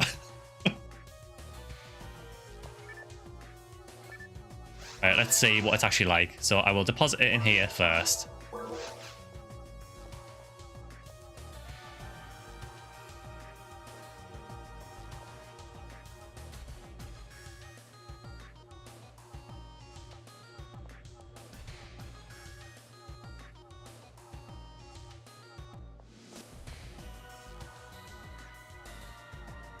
It is 75 out of 85 defense and 6 out of 25 evade.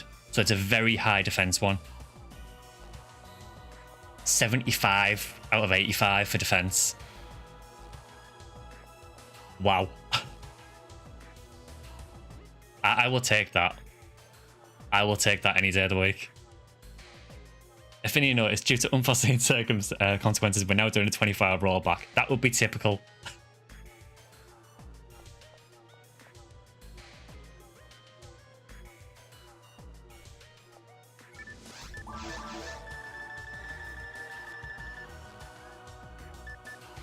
Kilnia, now is not the time for that sort of bounce.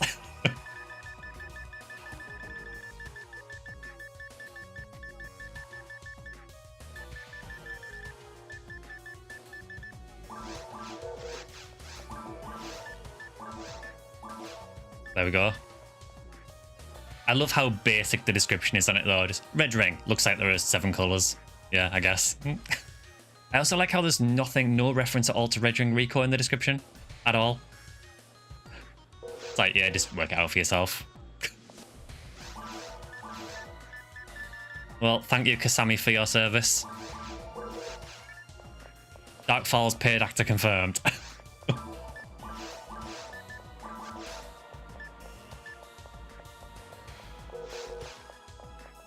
No, that is insane. I can't believe that dropped.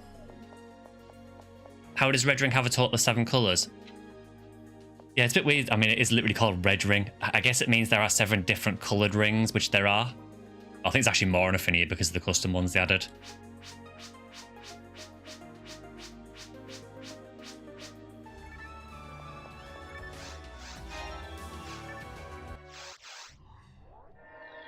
Yeah, so long, Kasami.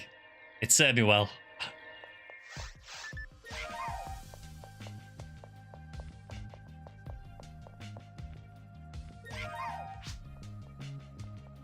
Thanks, Bones. Yeah, you can also put colour skins on it on Ephinea. They've got a thing called the Forge where you can get different ring colours, and you can also get ring platings which make it look like another shield. Which, personally, I don't know why I would do, because if I've got a red ring, I want to show I've got a red ring.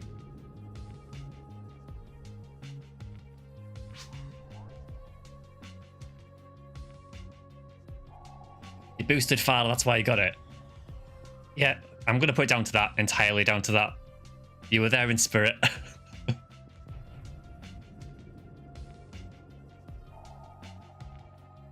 Yeah, I could change it to a purple ring, which would be really cool. I would quite like to do that, honestly. So yeah, I would need to look into how to get the purple paint. I honestly can't remember how to get it, if it's in the Forge or... And I know that a lot of the stuff in the Forge is incredibly hard to get. Not a skyline ring. I think there is a blue ring. I don't know if there's like a sky coloured one. I don't think there is. But today in your journals, diaries, and daily logs, new public holiday.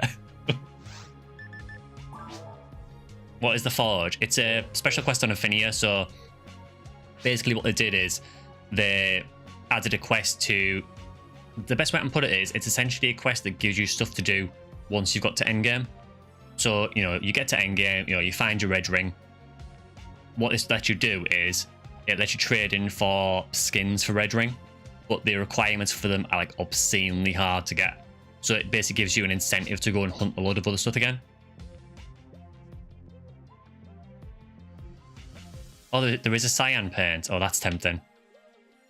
So I need to wait up now. Do I want to go with the channel branding or do I want to go with fashion?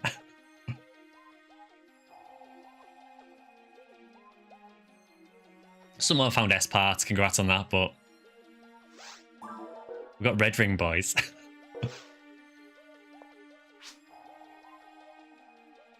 That is quite an NSFW name, yeah. Thankfully the top thing on the stream sort of censoring it a bit.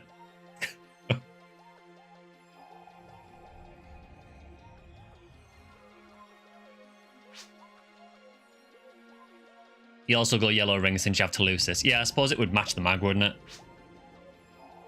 Also goes well with Dark Floor and Disco Braveman. Good point.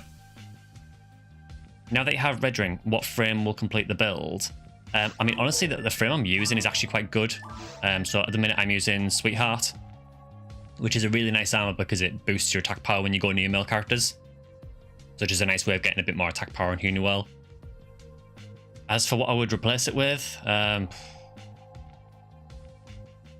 trying what options I would go with, really, honestly.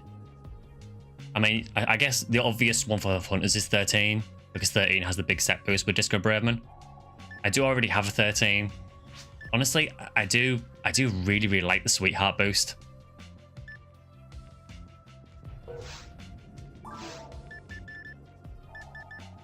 You could go with Blue Adoshi. The problem with going with Blue Adoshi, though, is obviously it gives you the built-in Heavenly Battle, but I've already got V101. So V101 gives you the same Heavenly Battle boost, so if I use Blue Adoshi, I don't want to be getting the stat boosts. So it makes Blue Adoshi less viable. I mean, I suppose the one benefit of using Blue Adoshi is it does have a set boost with Sanguinyasha, which I do use a lot. So that is another option I could potentially use, but honestly, I feel like I'd get better mileage out of Sweetheart. I think Sweetheart is great already. You just need an SGS with hit. It's simply SGS with hit. Yeah, I suppose that's a good point, remote. Yeah, I suppose if I'm soloing things and there's no male NPCs, then I guess you could use a second armor for that. Because Sweetheart does actually boost with male NPCs as well.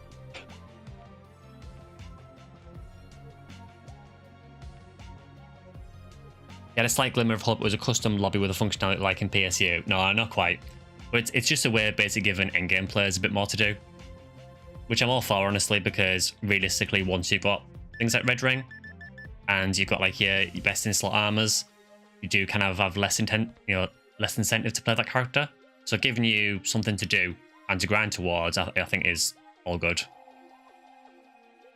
Just to clarify though, it wouldn't stop me from playing because I played with a ton once I hit 200 on Sega servers, and I've got plenty of other characters as well. So yeah, I think a secondary arm would probably be 13, which again I think I already have one with decent stats. So now that we've had the absolute ridiculous drop of the stream, does anyone want to try and get something else?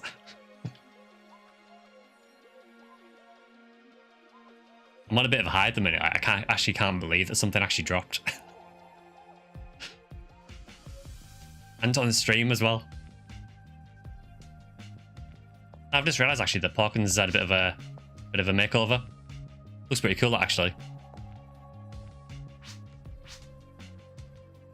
Get the look rolling SGS. Yeah, we'll now simply go and find the SGS as well. PGF is another option, yeah.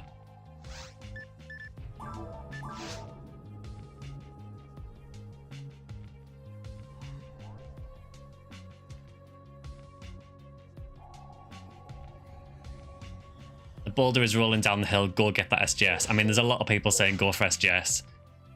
Should we do tower then?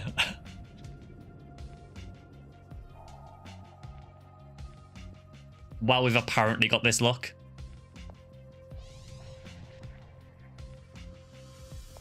So, I'm just thinking, so if we did Perspective tomorrow, if we did it on Skylight, obviously there's the tower part for SGS, but I know Skylight doesn't get Parasitic Gene Flow. You can sit out this one. No, no worries, dude. You've already played 3 in a row.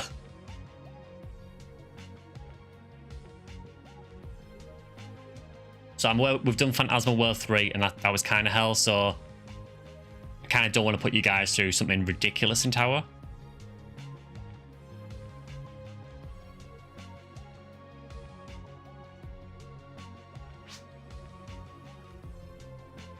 Two parties is fine. We've got 2 Skylight. Yeah, so we've got 6 people, haven't we? So we could do 2 parties of 3.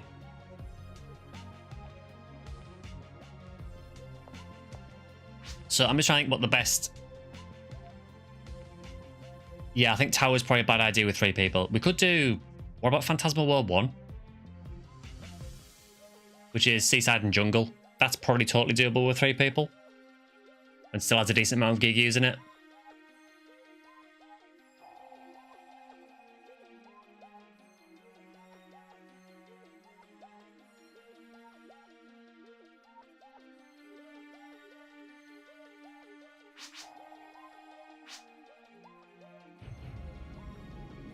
Well, what I'll do is I'll make 1 run then.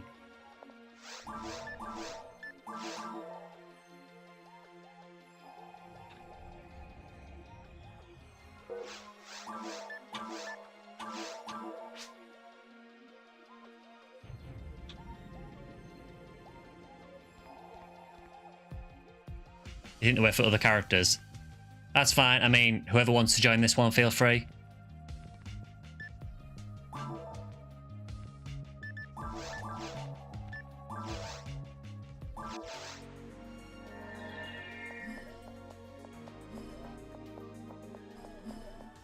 Honestly, at this point, I barely even care if SGS drops. Like, I am totally fine.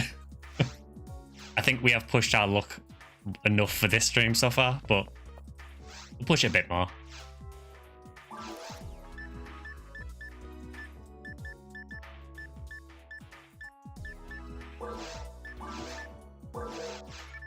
I think that is probably the second rarest thing I've ever found in PSO. Rarest being Yasha on the Sega servers.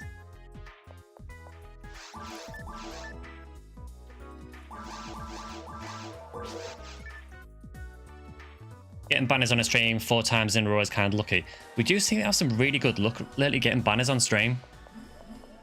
Let's just keep it going. I mean, why not? Yeah, Pokken, so Phantasmal World 1 should be jungle and seaside, and the seaside part has quite a few Gigyus in it.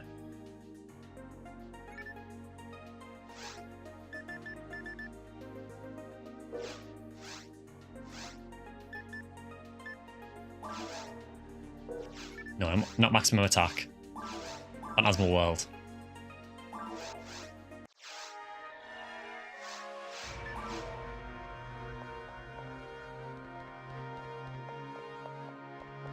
I think this should be totally doable with 3 people. It's not too bad, this quest, honestly. The worst part is jungle, just with the mirror carols, but even then, it's not too bad. The only issue with this quest is if the enemies will spawn. So let's see if they do. Good. Yeah, for some reason, this quest seems really buggy with the enemy spawn at the start. Sometimes they just don't appear.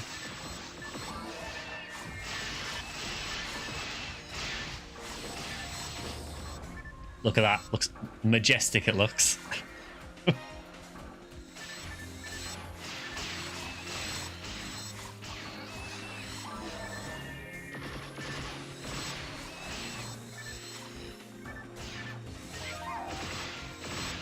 I do like how, you know, it's so low polygon that it basically it actually looks square.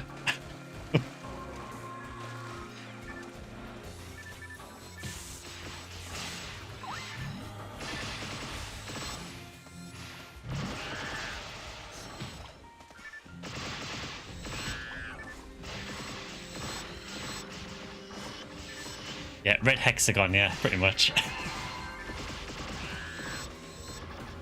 But yeah, like I said, I didn't even realise it had dropped. I was so busy and so engaged reading chat. I didn't even notice the banner. So I'll be watching the stream back after this to see it.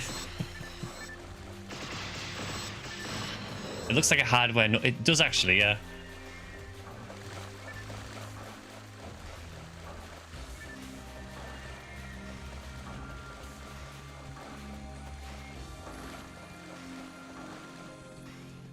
I'm so glad as well that when it did finally drop that it's actually a decent stat one as well. The evade's a little bit low on it, but the main thing you want with the red ring is the defense, because the defense on it is very, very variable. So there's like an 85 defense variation on it you can have, and the low stat ones actually have not particularly great defense. It's still worth using just because of how ridiculous the boosts are.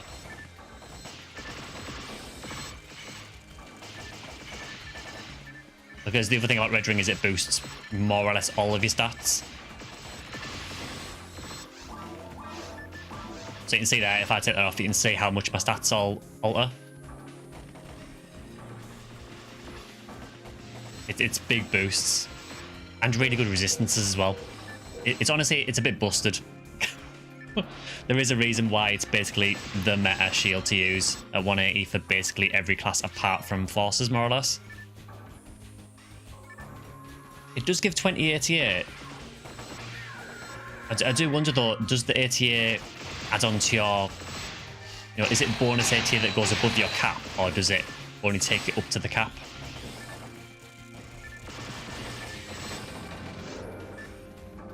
I suppose the way of telling that is... It adds on. Yeah, it does actually, yeah. Oh, that's so good. Yeah, it also gives 20 luck as well. And my luck was actually already capped, but what that does now is that potentially allows me to ditch Centurion ability for something else.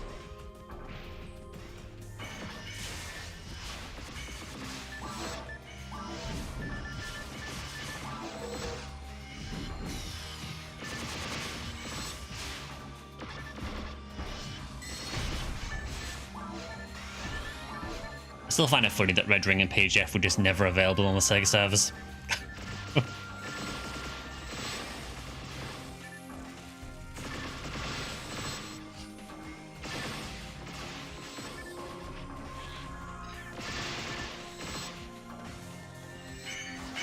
Oh, Zell got a Justy.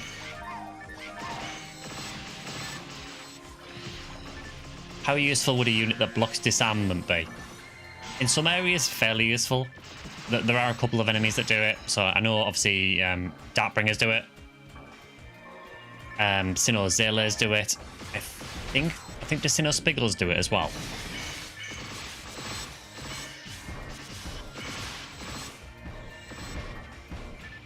One thing I did find out recently, actually, which I didn't know, is that if your mag activates the invincibility trigger, and then a Darkbringer hits you with its charge, even though it won't knock you over because you're invincible, it will still de-equip your weapon. Which is kind of BS. Spiggles do, yeah. I thought they did.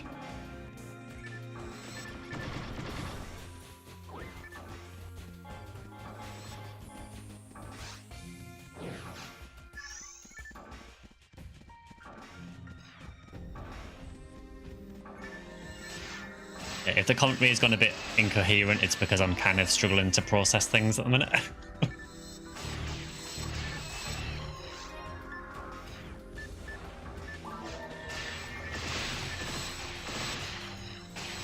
I think I deliberately tried to tone down my reaction because I didn't just want to scream down the mic.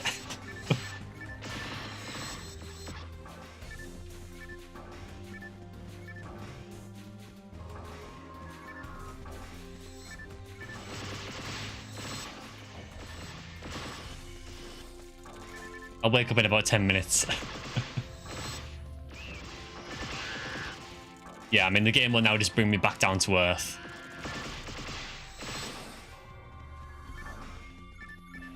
Maybe it was Skyly look all along. Maybe.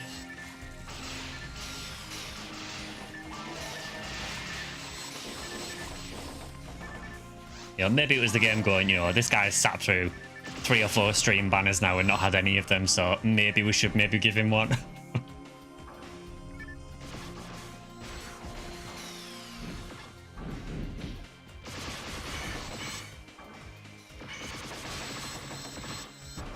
Welcome to Section Greeno.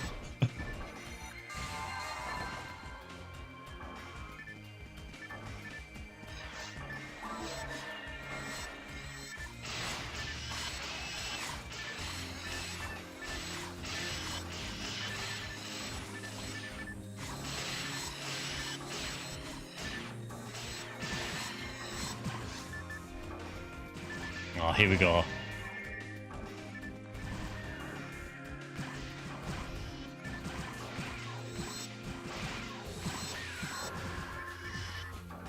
I still really, really hate mirror carols. Unfortunately, even having a red ring won't save me from them.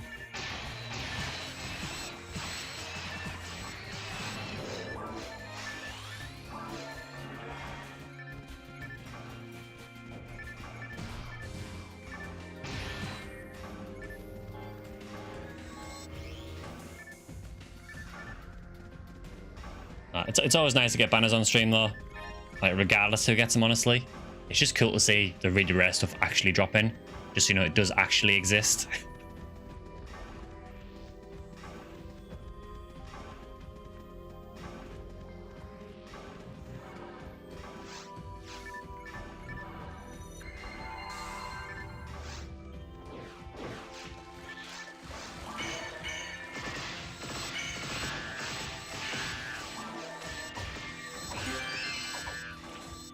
And that is a Dragon Slayer. So there we are, back down to regular Skyly now. Although it had 10% hit.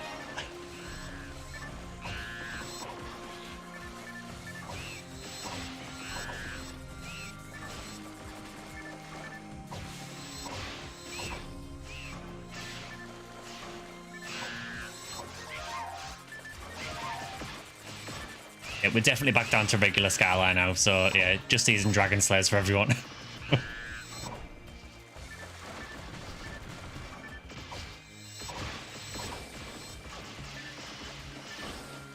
Why not give it a bash remote? Another Justy. Yeah, sure, I can use the Dragon Slayer for a bit, why not? I will say that Dragon Slayer is legitimately one of the cooler looking swords. It matches the outfit as well.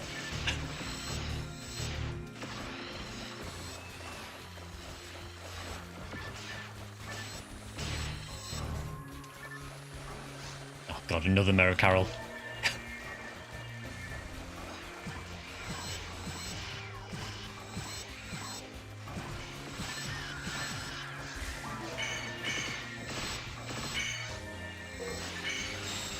It is kind of cool to use some of the other weapons that you don't use very often now and again. You know, there are some really cool looking weapons in this game that just don't really get used. Just because they're not seen as meta, I guess. I love how you just drop 3 Justies on the floor.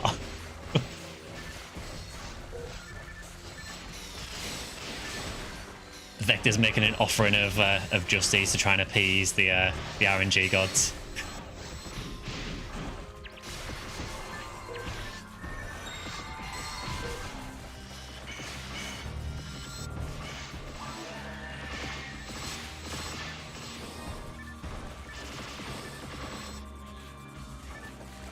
Think of the team points. What, all 3 of them? I don't mind it dropping stuff if it's 10 stars, because at least you can team point those for, you know, for 10 points. You know, give me all the guilty lights and stag cutleries you want. I'm fine with those. 9 stars are barely worth the effort.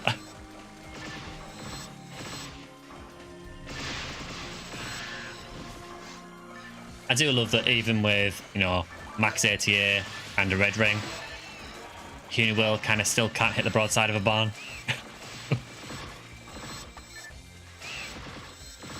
You legitimately use Guilty Light. It's not a bad weapon for particularly earlier on. 18 points. Yeah, launchers quite interesting weapons that I'm not going to say they're meta by any means, because they're not. The sort of bazooka style are typically better, the ones that explode on impact. But they are quite a cool weapon type, and I do like the look of most of them. And honestly, if you're leveling up a ranger, realistically a Guilty Light is probably going to be one of those weapons that you end up finding anywhere, so it's one you'll probably end up using.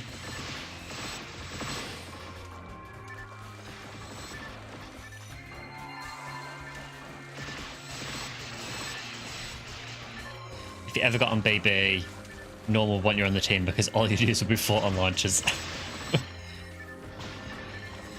No, always be a slot here if you do get BB sorted.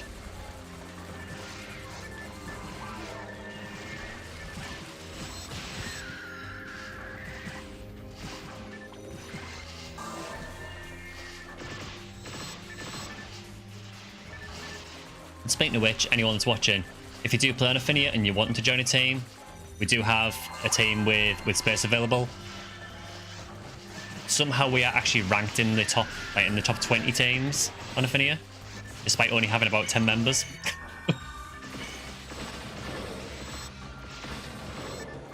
I think it's because none of the big teams actually donate team points anymore, because they've already unlocked everything. I'll take small victories here.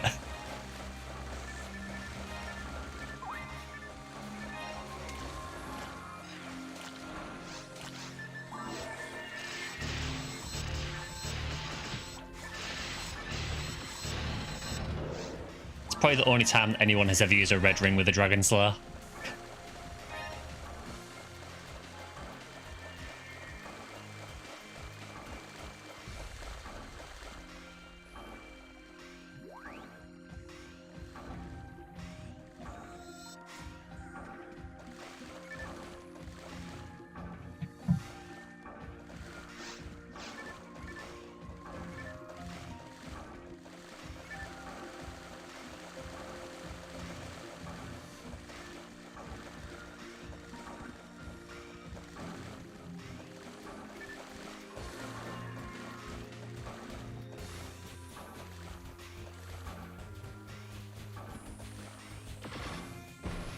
Hello, sir?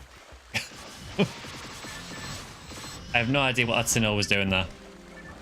It just T-pose in front of me to assert dominance and then do nothing else.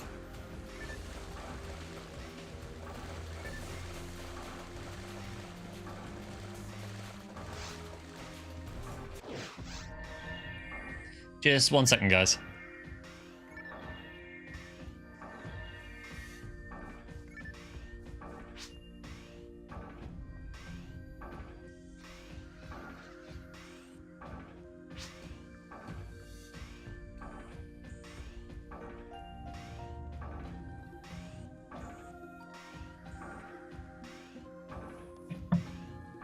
Yeah, sorry about that.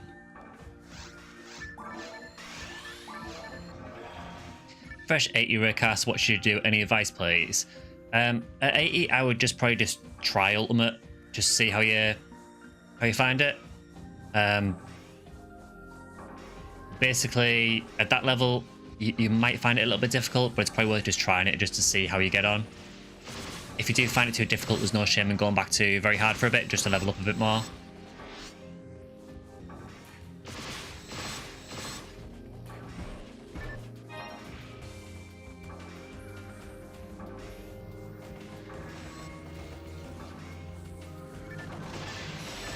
As for gear, I would just say, honestly, most of the stuff that you get in very hard will probably be fine for very early ultimate.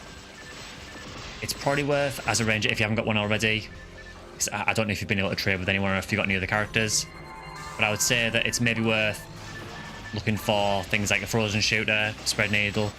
You could, on Ephinea, you could probably trade for them pretty cheap, honestly.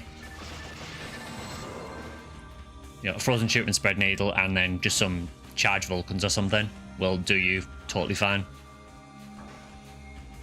Later on, you can hunt things like Cannon Rouge, but honestly, for early on, frozen shooter, spread needle, totally fine.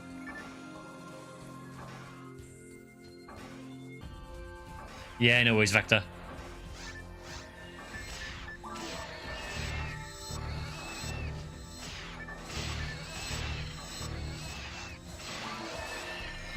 Oh, no worries, Derek.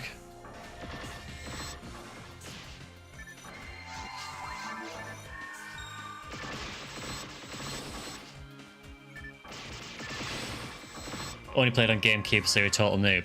Honestly though, if you played on GameCube, seriously, most of the knowledge that you've got from GameCube will translate to Blue Burst, no problem. Because episode 1 and 2, for the most part, are pretty much the same. So a lot of the drops are the same as they were in episode 1 and 2. There are a couple that have been tweaked, but the majority of them are very, very similar. Same kind of drop rates and everything as well.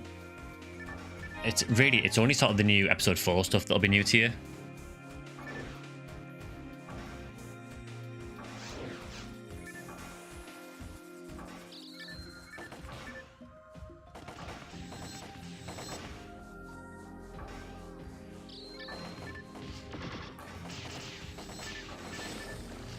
Honestly though, I think if you play GameCube, you'll probably really enjoy Blue Burst because it is very, very similar. And myself, I started with GameCube as well. So you learn a lot watching me. It's good to hear.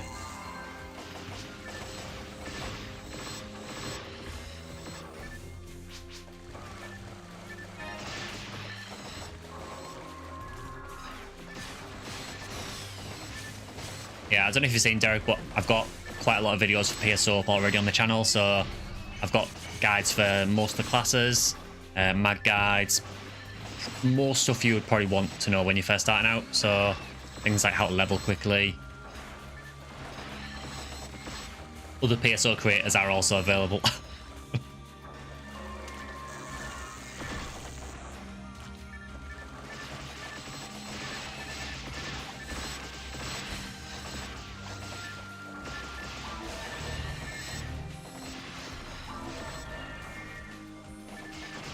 If you're offline, all you can do is level and just hope something good drops, otherwise get on Ephinea, it's worth it. Yeah, I totally agree with that. I think if you're just playing, if you're playing GameCube offline, you do basically just run things and just see if anything drops. Yeah, Deployable Lover does also have a good HuCast guide if you want to laugh.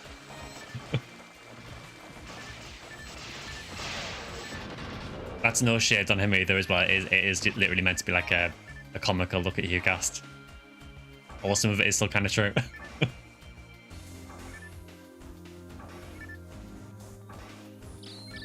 Oh, you watch a lot? Oh, cool. Thanks for that. I do cover other Fantasy Star games as well, and the plan is to cover some other games as well, so I'll probably cover... as it gets closer to release, I'll probably do some more Monster Hunter related videos. Just in preparation for Monster Hunter Wilds. Yeah, Fantasy Star will always be the main thing on the channel though. For the foreseeable future anyway. It might get at some point that I just literally run out of things to do videos for on PSO, but we'll see. We're not quite there yet.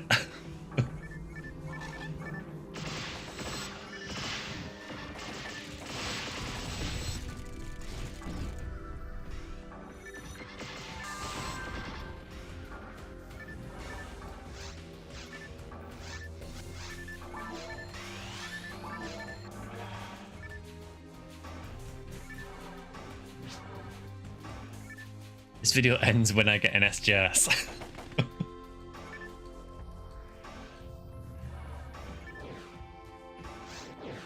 Yeah, I unfortunately, I predict that'll be an extremely long video.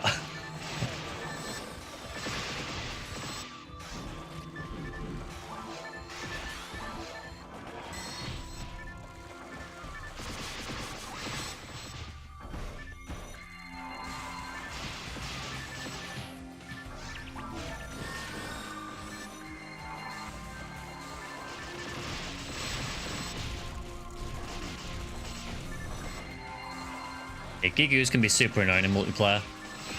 They're kind of desync sometimes, or sometimes the shield will be up for some people and not for others.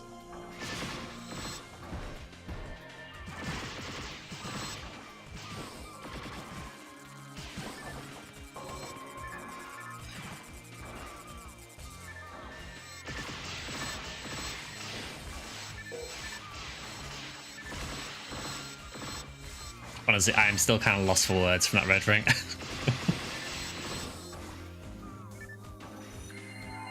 Sometimes Gigus can be annoying. Okay, most of the time Gigus are annoying.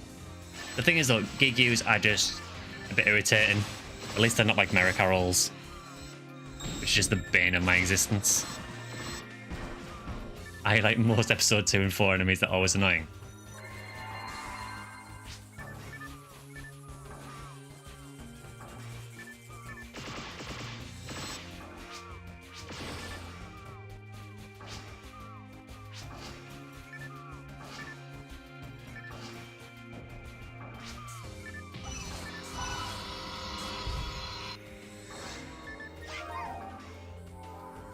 Yeah, I'd agree with you on episode 2. Episode 4, honestly, I don't find most of the enemies that annoying. There's a couple that are really irritating, like Gerta Blulu, and the Marissas can be really annoying to deal with as well. But for the most part, I don't really find episode 4 that hard, honestly.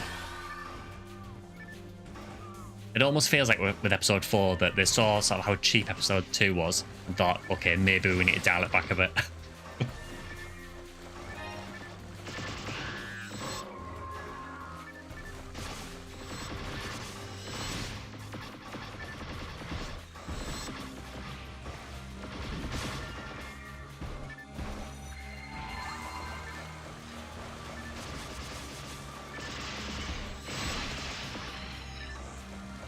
I've said it a few times, I think, but it's kind of a weird mix with episode 2 where you've got simultaneously the most annoying enemies in the game with the nicest areas.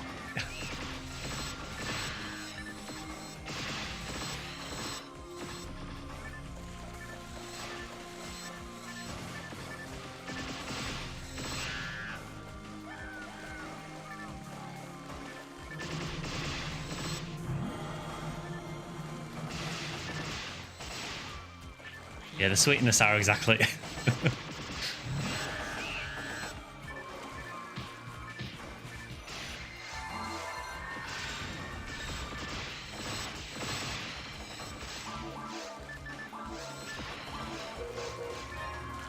May as well put Swordsman's Law back in because I could do with getting a few more kills on it.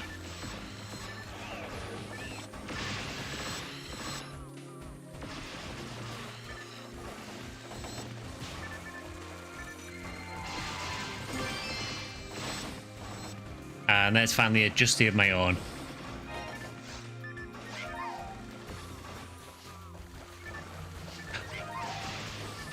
I mean, realistically, it was going to be impossible for me to go through the whole quest without getting a Justy.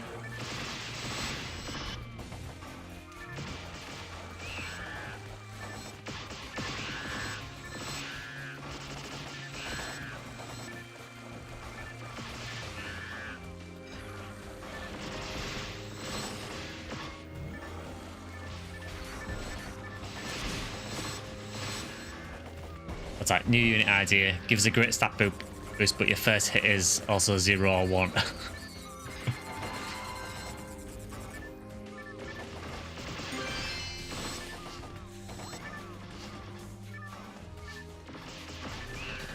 That is another Dragon Slayer.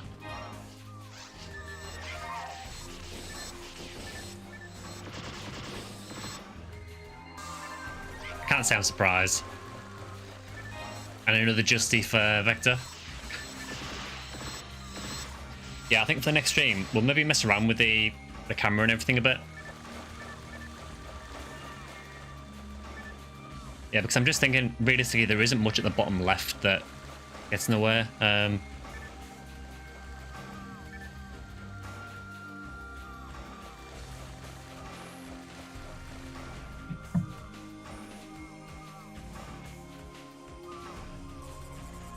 I suppose there's the item names, isn't there, in the bottom left?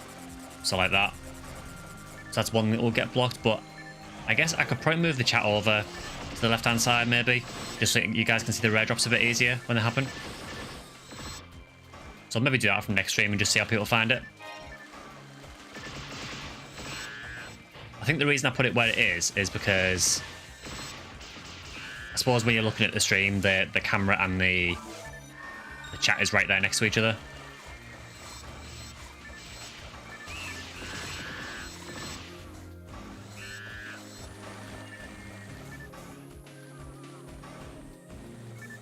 Yeah, it's not a bad quest, this, really. It's quite chill, honestly, for episode 2.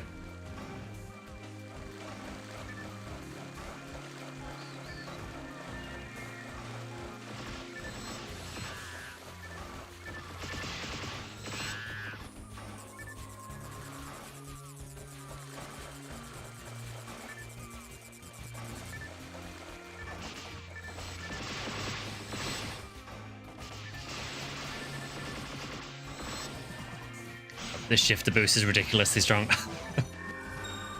It's like 900 with mechs on crits.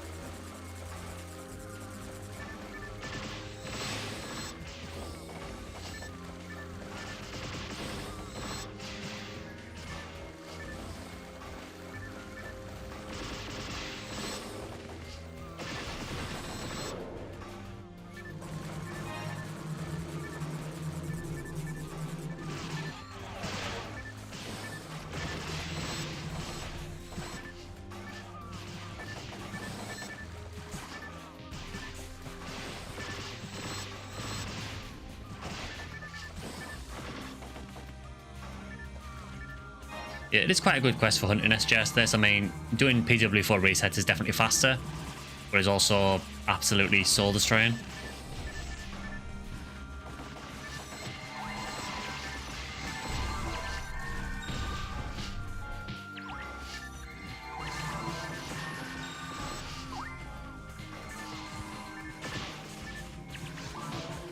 Honestly, the confuse is the worst thing that these guys do.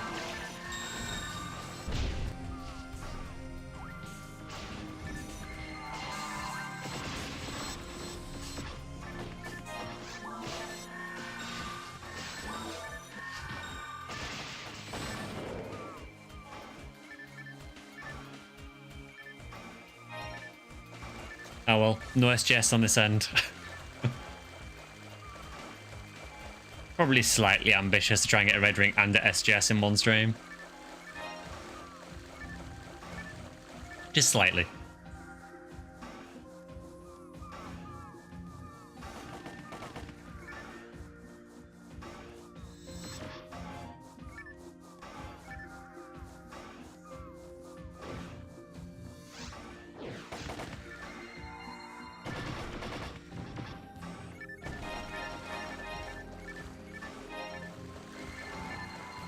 Yeah, base player, I know we talked about the Twitch stream earlier on, so I'll probably send you a message at some point after the stream or tomorrow, just to sort of discuss things with you about that. I don't know when it'll be exactly yet, and don't worry if you're not able to make it as well, because it might be a bit earlier during the day as well, potentially, but it could also be later at night. I really haven't decided when to do it yet. It's just I figured that while I've got some time off work, I'll maybe do an extra stream and try out Twitch and just see what it's like. My Twitch account is already set up over there, so If you do want to follow me over on Twitch, feel free. It's just SectionSkyly, so exactly the same as here. Yeah, that way it just loops around again. The weird thing about this quest is you don't go back to the lab from there.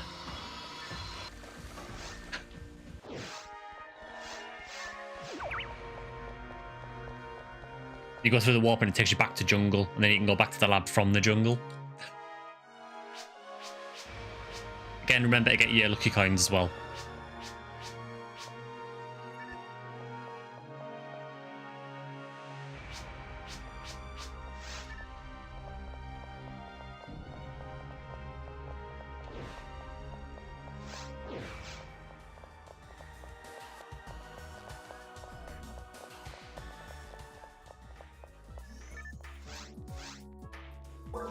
Do any of these actually have any decent percents?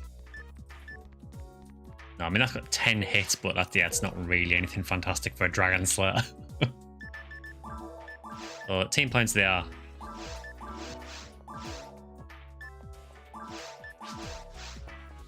You got 4 Justies.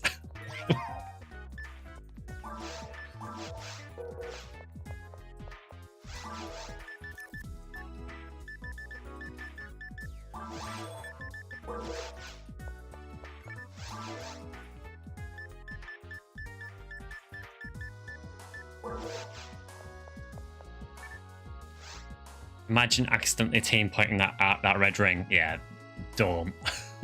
The funny thing is you only get 50 points for it.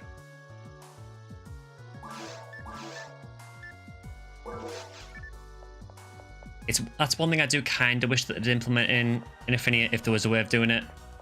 So in later games, they have an ability where you can lock items. So for example, in PSO 2 and NGS, you can lock items in your inventory, which means that you can't sell them. In NGS, they also have a buyback thing as well. So even if you do accidentally sell something to the shop in NGS, within a certain time frame, you can just buy it back again.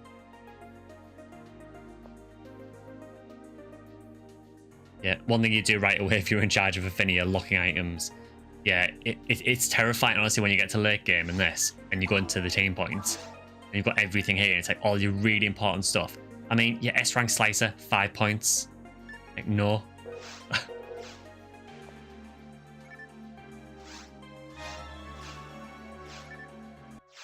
They've also changed it on Ephinea as well. So on the Sega server, you actually couldn't team point any defensive gear. It was only weapons. So it's good that they've changed it so you can team point things like shields and so on, because it's another way of getting points. But it is a bit scary when you go into that menu.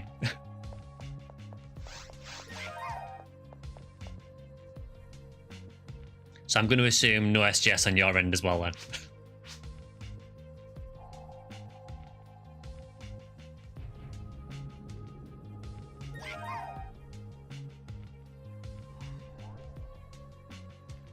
So they have the technology, it's just implementing it. I'm not sure, to be honest. I mean, I genuinely don't know if there is a way of doing it.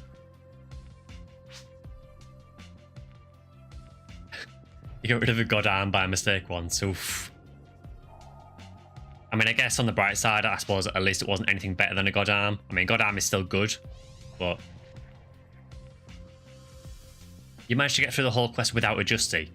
I think we got about, between us, we must have got, what, 6 or 7 at least?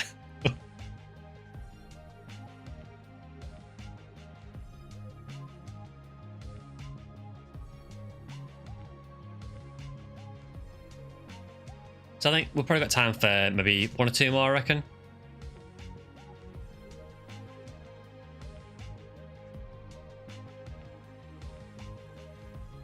We can do something other than hunt SGS. I don't want this stream to be just about trying to find me stuff. Oh, you got a team point. Very good. We could do POD. That is an option. I know obviously the chance of Condru is lower now, because it's not rare in week anymore, but it's still good experience if nothing else. Which is worse, losing a red to team points or losing it to FSOD? I don't know, because if you did it through team points, it's your own fault for doing it. Where FSOD was kind of out of your control. can still hear the FSOD noise in my head and it haunts me. Yeah, good point. Rare enemies are higher on Rare Enemy Week. That's how it seems to be anyway when we do runs.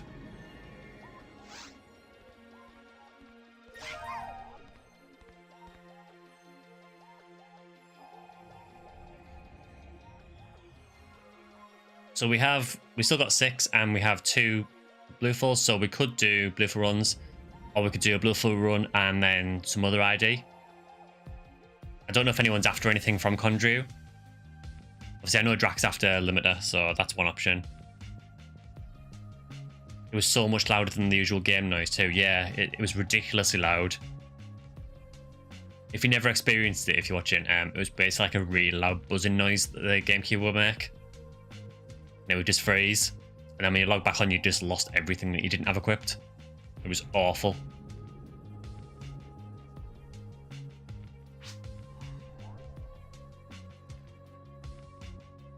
Oh yeah, Limiter's on Astarks, isn't it? Yeah.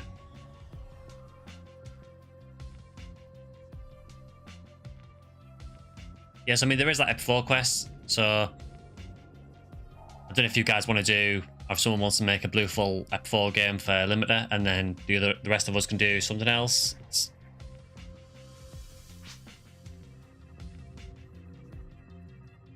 We could do Blue EN4 actually, yeah. So what drops that again? Did you say it was Del D's that drops it?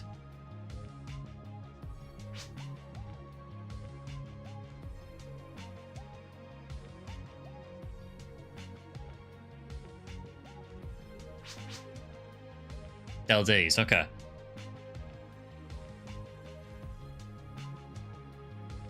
I mean, I'm happy to do Endless Nightmare 4 if you want to do that. I always like doing a bit of ruins. Yeah, cool, yeah.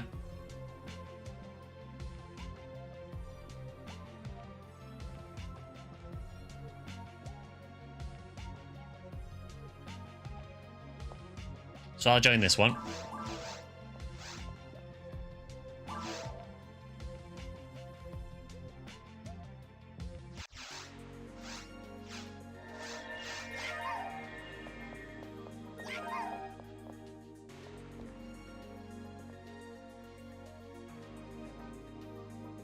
So we should be okay for the most part. I mean, the final rooms in each block might be a little bit spicy, but should be okay.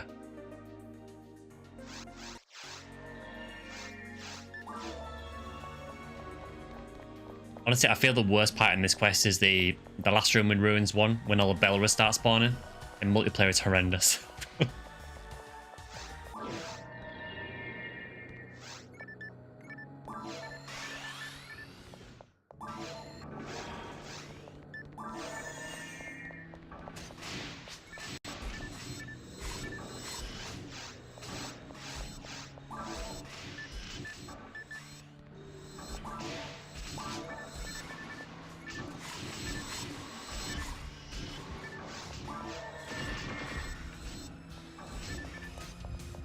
Honestly, one of the other things I don't like about this quest is the fact that the first few rooms are just entirely claws.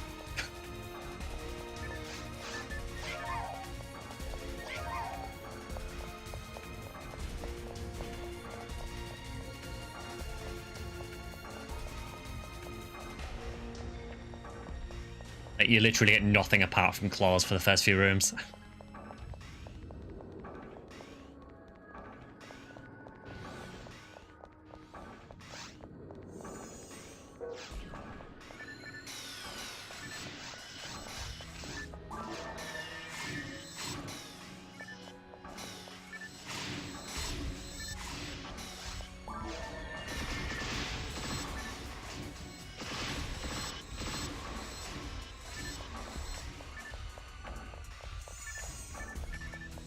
You hit the brief bit of immortality the claws get when they turn their backs on you.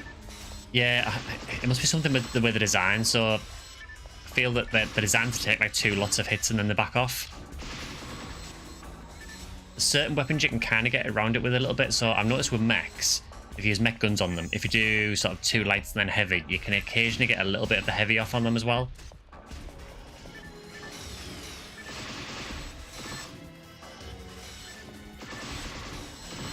Didn't see there, I managed to get it. But yeah, they are super annoying. It's just an annoying gimmick they've got where they just become untargetable for a bit. Also, in multiplayer as well, they hit surprisingly hard, honestly. But what is essentially like the minor enemy of Ruins, they actually hit really hard.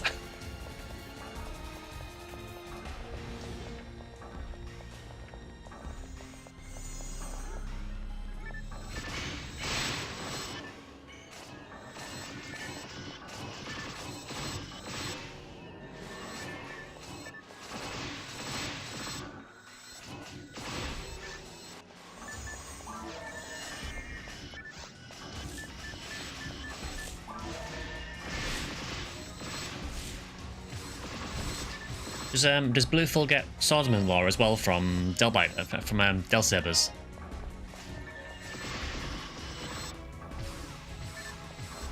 At least you could summon one on a 1/1 roll. That is a good point. That was one of the few things that were useful for in episode 3.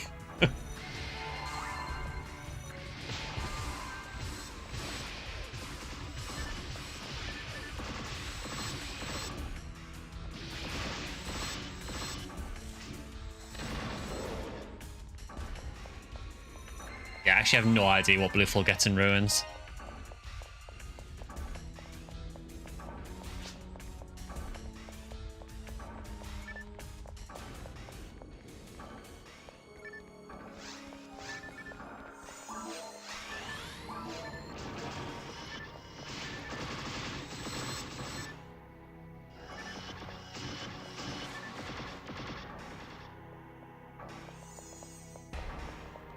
Don't forget the box room in the back.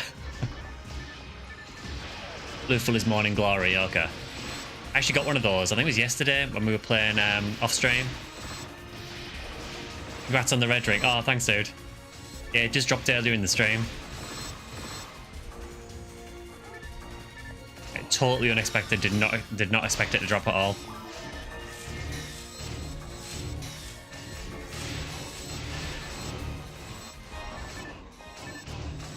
We've got another banner.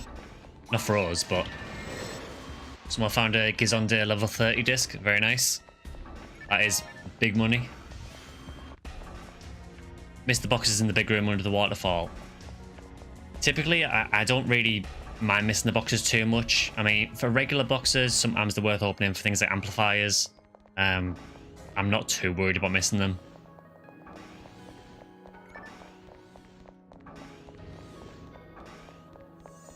Yeah, we were playing a little bit off stream yesterday and I got a Morning Glory actually. Unfortunately, it has no percent whatsoever. It's a shame because it's a really cool looking weapon. Just unfortunately not that good.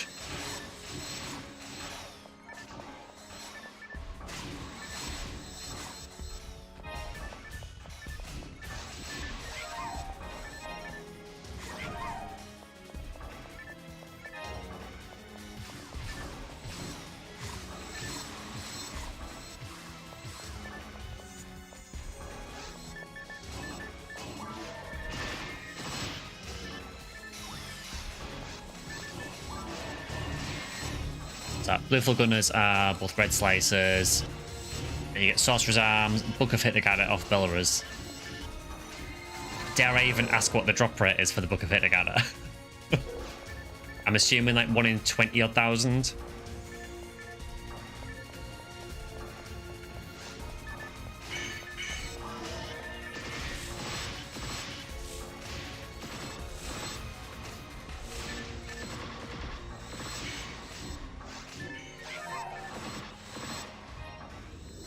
One in 22,405. Easy.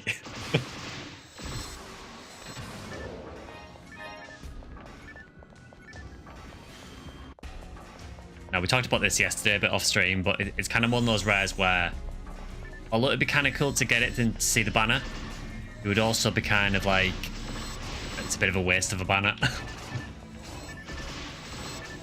Because all Book of Hitagata does is turn Hitagata into Dancing Hitagata.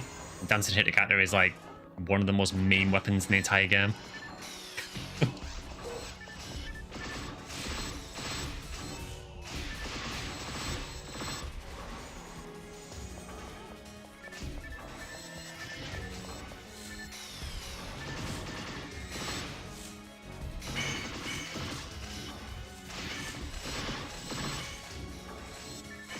And there's heavenly battles off bulks and bulk claws.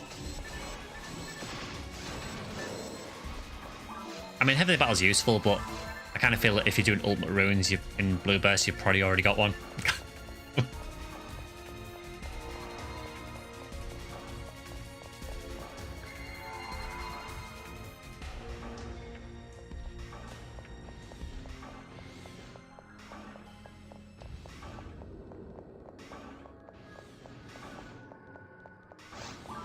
Yes, I kind of feel like my Hinewell's gear is getting pretty good, honestly.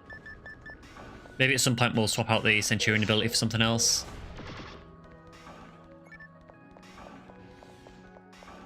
Bringers drop MKB. That I wouldn't mind. I wouldn't mind getting a MKB with hit to turn it to a Black King bar. I mean, I'm still not a huge fan of how the Monkey King bar and Black King bar look. I get that they're meant to be like the, the Monkey King staff. I get that, but I just personally, I'm not a huge fan of the way it looks personally. Honestly, I think Demolition Comet is still one of my favourite looking double sabers.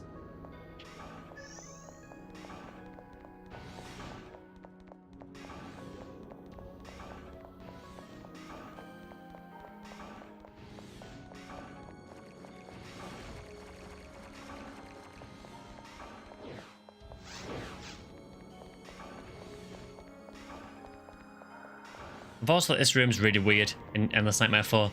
You've got a random open room with no enemies.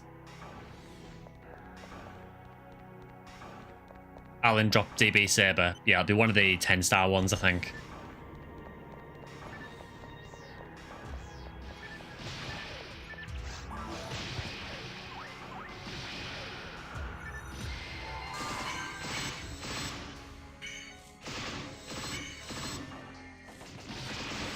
It's kind of crazy how much more health Belra's getting multiplayer. I know in single player I can basically kill him in pretty much one combo max.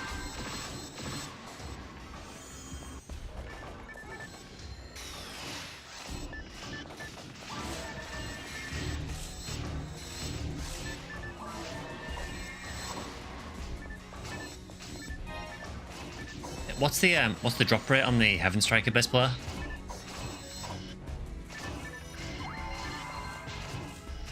Yeah, thanks, Nightbot.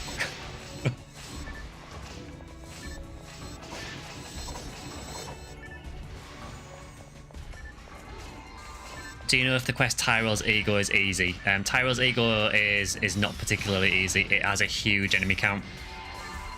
It depends what you want to run it for. So the main reason that people run Tyrell's Ego is to just do the forest part, because it has tons of hill delts. So it's really, really good for hunting for hill detours or for hill delt drops.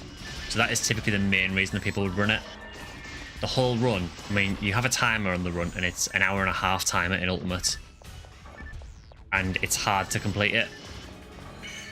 I believe I want to say it's over 1,000 enemies in total.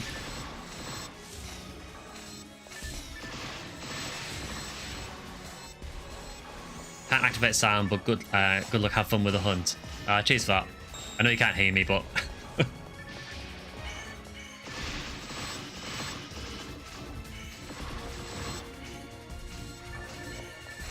It's 1,055 in total. Yeah, it is a ridiculous quest to do. Just the enemy count is ridiculous in it. Like, as you go through every area in episode 1, as far as I know. You're running that for the forest just a few minutes ago. Yeah, that is the main reason that people run that. It is fantastic if you want something from, honestly, from most forest enemies, but particularly from Hill Delta and Hill Detour.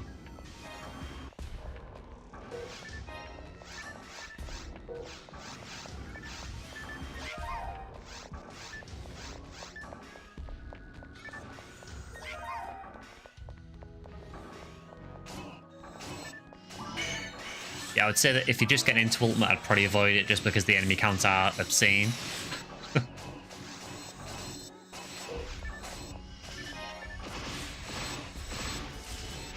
So I've been running this quest a little bit off stream, actually.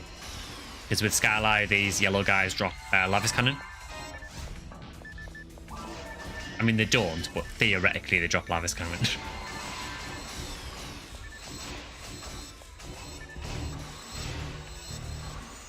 Yeah, it's a really good point, Miss. Yeah, I would also advise, yeah, if you are doing an ultimate, make sure you have a cure shock.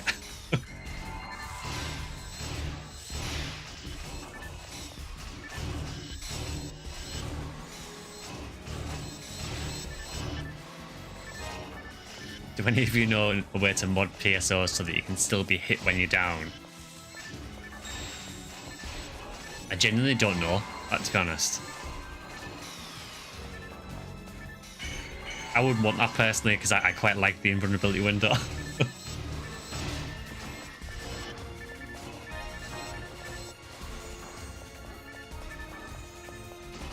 Yeah, honestly, I've got no idea if you're able to mod things like that with the game. And people have done quite a lot with it. Whether you can do that, I genuinely don't know.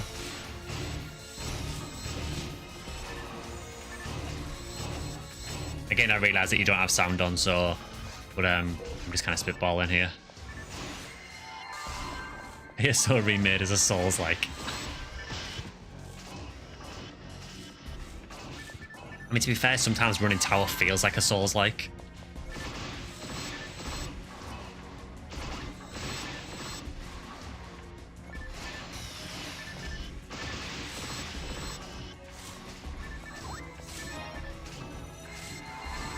So the rate for the Heaven Strikers, 1 in 4,255. Yeah, that's about as good as I was expecting, honestly, because I'm pretty sure that's roughly the rate for the episode 4 drops as well.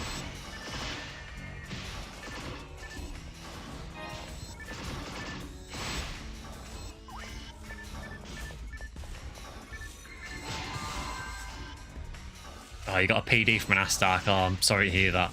That sucks. I think I said it at the start of the stream, but when I was starting to hunt Lavis Cannon here, literally the first run I did, right near the beginning of this room, I got a PD from a Deldy. It's like, okay, I see how it is.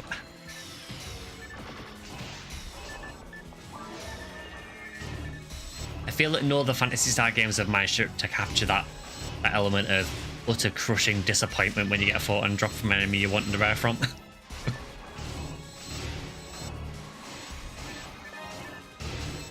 Yeah, so blue full fault. So red ring doesn't drop for every ID. It's only certain IDs. I think it's blue full and I want to say Oran. Get DF shield instead. So DF shield, you can upgrade it in a quest by trading a load of things in with it. And you can upgrade it to a shield call from the depths. Which is a really, really good shield.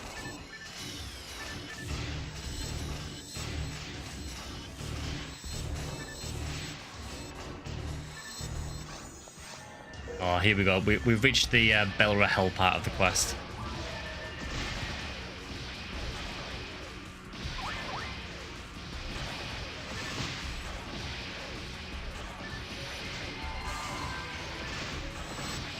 Yeah, Yellow Balls gets the earrings.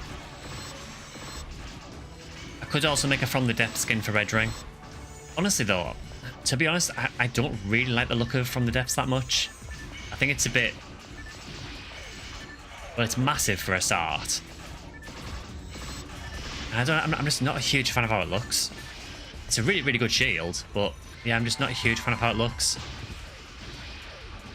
I think for me, I'd probably just look to maybe recolor the red ring.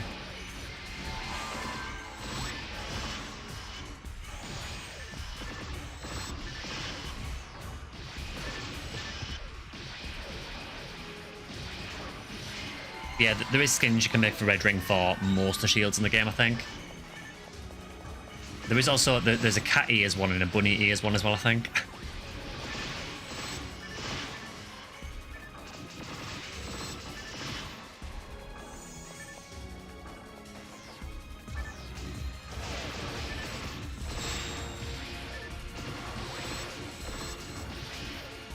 You're going with yellow for your red ring. Yeah, so From the Depths also does have a chance to confuse you. It is a very, very good shield, though.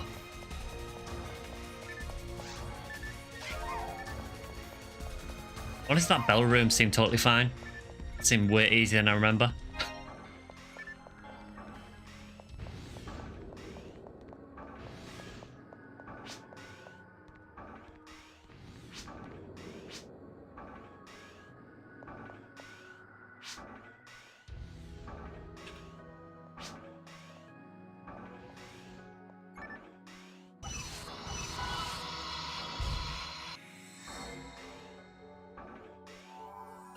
So on the subject of Photon Blast, I don't know if anyone else has noticed this on Ephinea recently, but I've noticed a really weird bug with the Mala and Eula Photon Blast, where for some reason, if I use it in boss fights occasionally, it will activate and then just run out immediately. I don't know what causes it. I did it on TDF run earlier, and I used it against faults because my shifter and D-band ran out. And it activated, gave me the level 21 shifter and D-band, and then just immediately ran out. I was like, thanks for that. I don't know why I did it. I've seen it a couple of times though.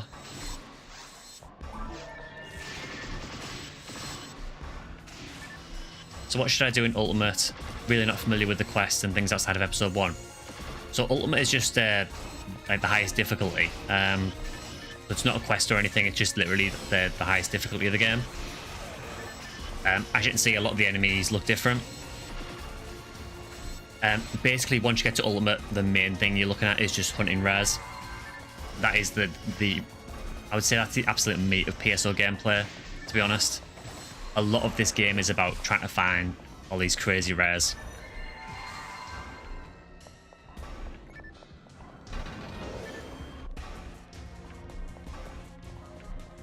I'm gonna be straight up, I have no idea which way I'm going in Ruins 2.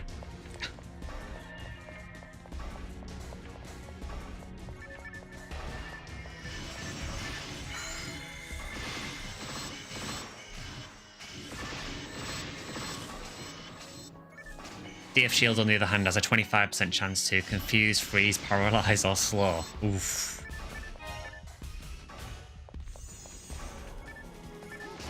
Yeah, so I guess it's one of those items that you get with the intention of just upgrading it. I guess you probably wouldn't actually use it itself.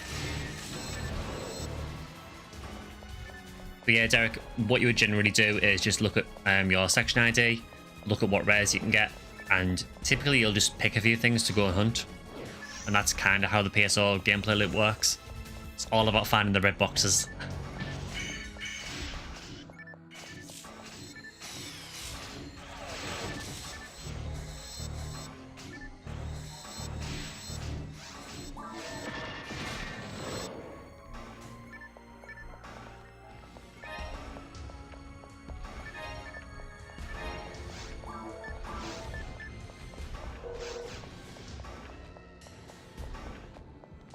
Yeah, if you're on Ephinea, on the Ephinea website, there is, like on the actual homepage, there is a link to all the drop charts and everything.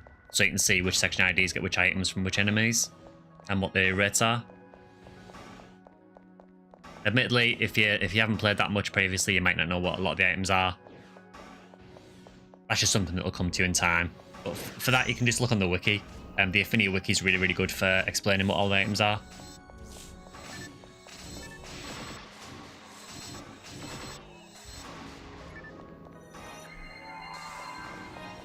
Honestly, I almost kind of feel like normal hard and very hard is kind of the tutorial of the game, and ultimate is where the game actually starts. I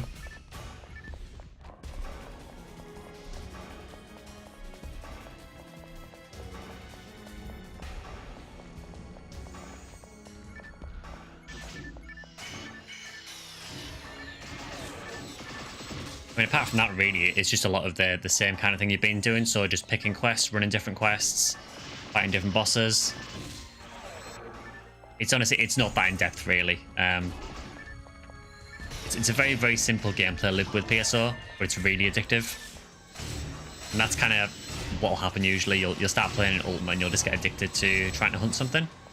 And just, you know, hanging out with your friends, going on hunts, trying to find things together. Just a really cool social experience and just really cool to keep you hooked. I will admit it's probably not for everyone. I think particularly people who didn't play PSO when it was around initially.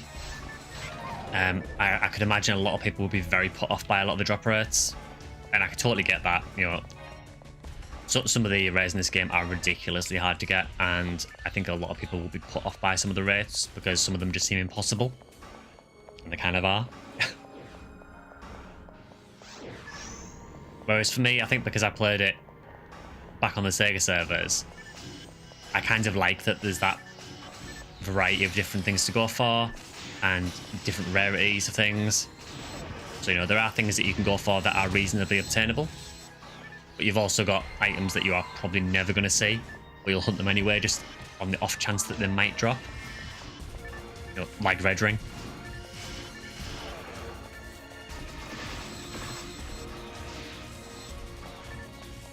Got most of that, but you're lost when people talk about tower or towards the future and things. So tower is an area in episode 2. You can only do it in some quests, so it's not an area you'll actually just go to on normal sort of runs through areas. It's only in certain quests, and it's basically a tower full of a lot of the mini bosses from episode 2. So if you want to hunt anything from things like Merrick Carols or Gigus, there is also a few enemies that are unique to tower as well. And tower is typically a good way to hunt them, but it is notoriously difficult. For Towards the Future is an online quest, and it's generally used for 2 reasons. So one reason is it's one of, if not the fastest way to level, because it's essentially like an episode 1 boss rush quest. So you do a little bit of forest, fight the dragon, a little bit of caves, fight Dalraleigh, a little bit of mines, fight Volopt, and then a little bit of ruins and fight Darkfalls. So it's a really good way of giving you fast experience. And the other reason that people run it is for boss drops. So the main one being red ring. So if you're going after things like red ring, or other examples would be if you're hunting anything like the LK38 combat with Viridia, that drops from the caves boss. So it's a really fast way of getting to the caves boss. So that's kind of why I would run it. But honestly, the main reason that people run it is just for the amount of experience in a short space of time.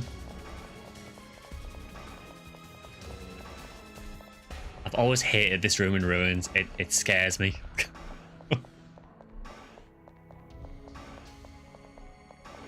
Not a streamer can't drop red ring.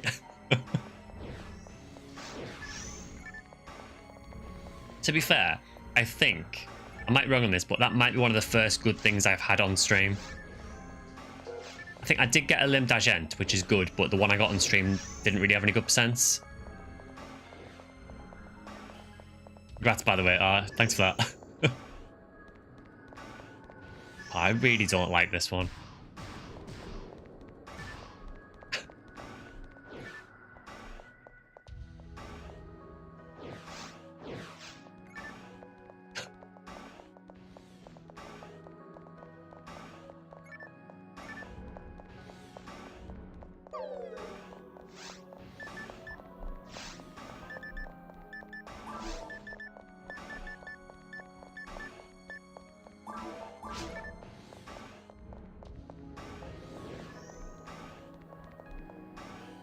Do we even need to go this way? I genuinely can't remember.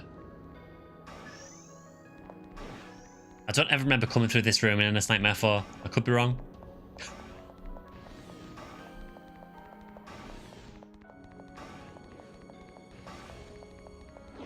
yeah, I suppose if you've only played offline before, online will be quite a big change in terms of the amount of quests that you got available to you. There is a lot more things to do online.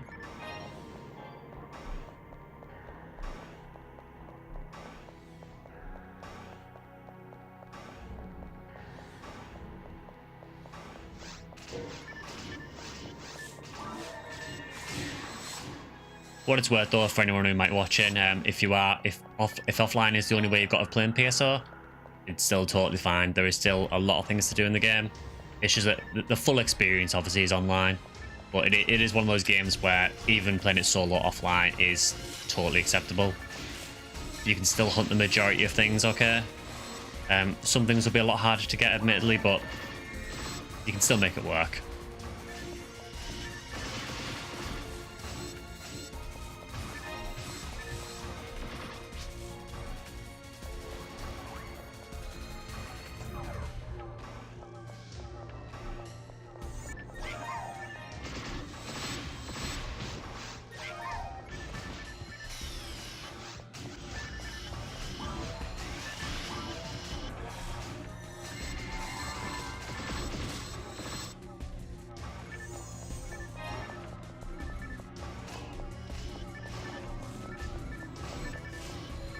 Alright, so we've started getting the bringers.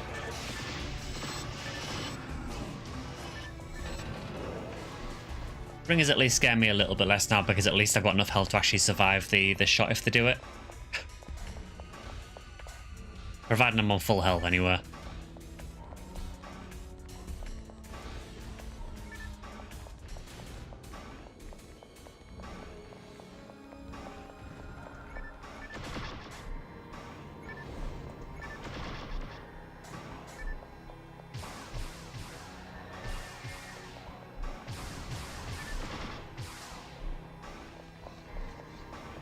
Yeah, I've always liked this quest. I used to run this a lot on GameCube as well. The only downside with this quest on GameCube was that you couldn't run it solo. Because there's a door right near the start of the quest in Ruins 1 that you need 2 people to go through. On Ephinea, they've changed it so that you can press both switches single player, so you can do it solo. But yeah, back on GameCube, you had to have at least 2 people to do it, which kind of sucked.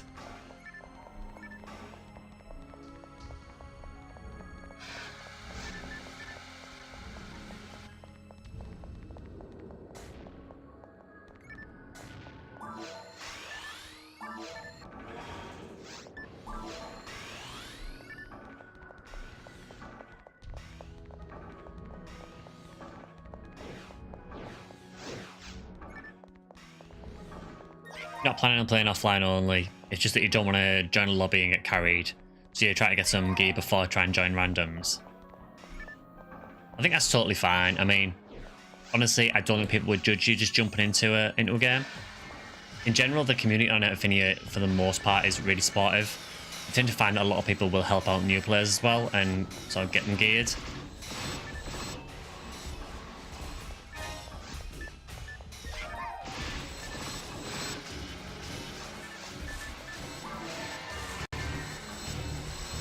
Yeah, certainly don't feel like you're sort of letting the team down if you're not geared right.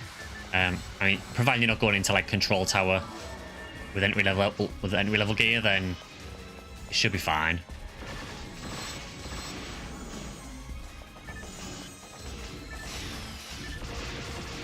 You're not used to that. You come from WoW.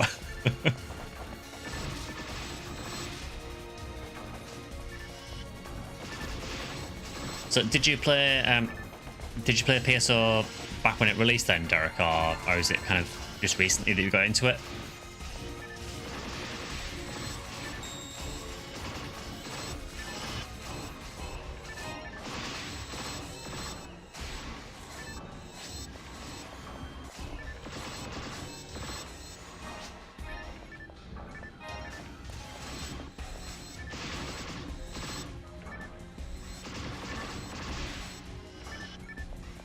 I think in general the PSO community is fairly supportive. I mean, like any community, there's always going to be some drama in it. There's always going to be some people who, you know, try and grief people. But generally, I think now because it's an older game now, I think a lot of the people who are playing it now are people who have fond memories of it.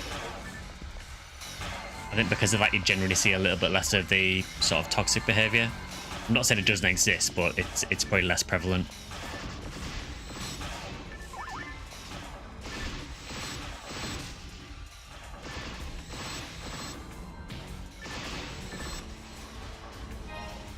Yes, but you always played offline. Oh, cool.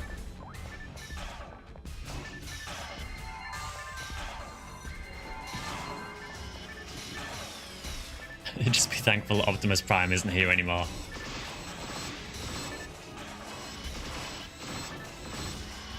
I played on and off since and found Ephinea a couple of weeks ago. Oh, cool. I hope you're enjoying yourself anyway on Ephinea.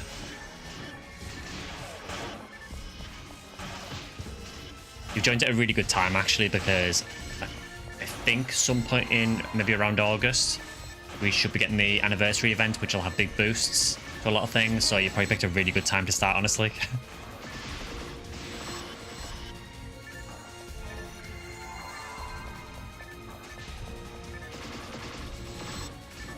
Having a lot of fun. Oh, cool. I love it when I see people getting back into PSO again. It just shows sort of how much longevity this game's got.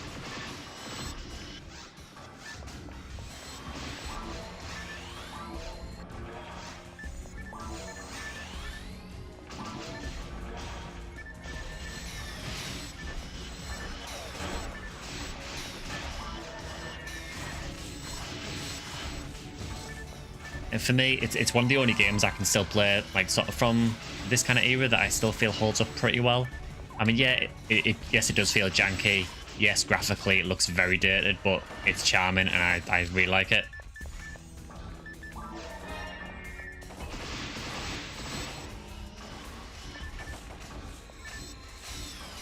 You just think you're good at the game, now you feel like a total noob. Thanks for the help. Oh, no worries, dude. You'll get back up to speed in no time.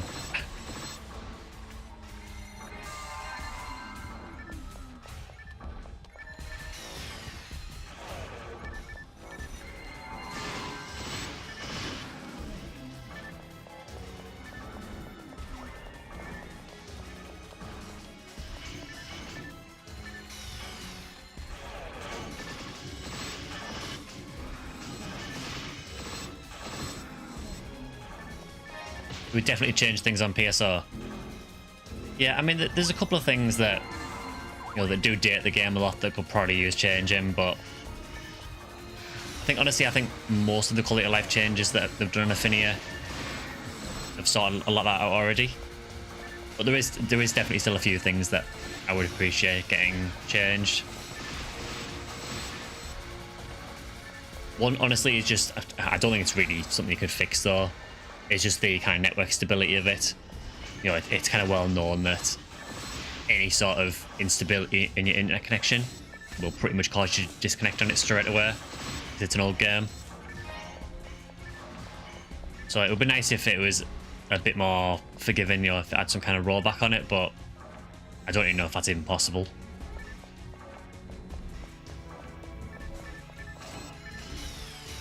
Human needs more love. Humor autocorrect. Oh, Zell got a morning glory.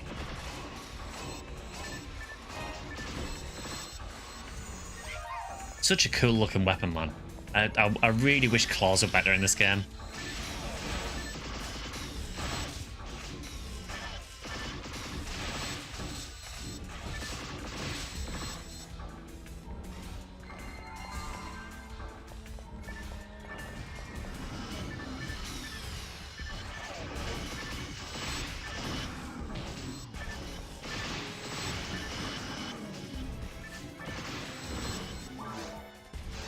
There we go. Nicely done. It wasn't too bad, actually.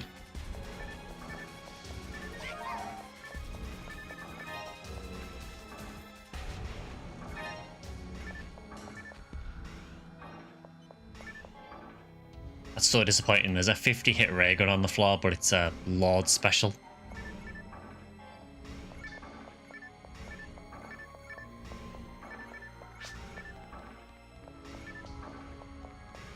Needle put in work. It seems really good here, actually, Spread Needle. It seems like a lot of things paralyze quite easily. I suppose, you know, Android boost. And I'm assuming you've got either V501 or V502. I know you got a V502 a little while back, but I don't know if you're using it on that character. Yeah, Phil Vulcans. Yeah, exactly.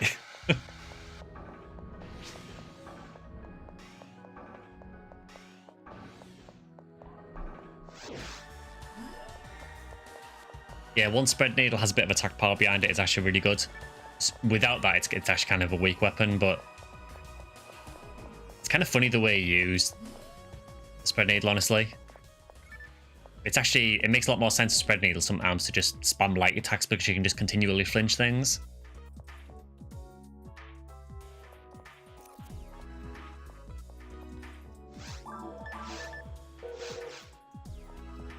Maybe you should reset your raycast, though. Didn't know what to pick at the beginning and took Viridia.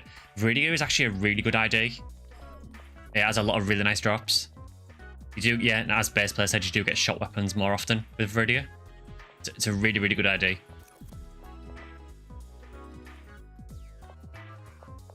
Honestly, the IDs are balanced quite well on Ephinea, so I wouldn't say there is necessarily a bad ID.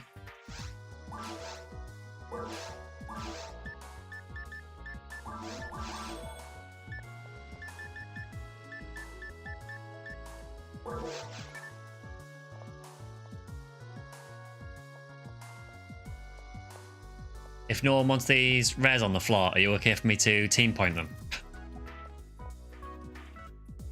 Oh god, there's more.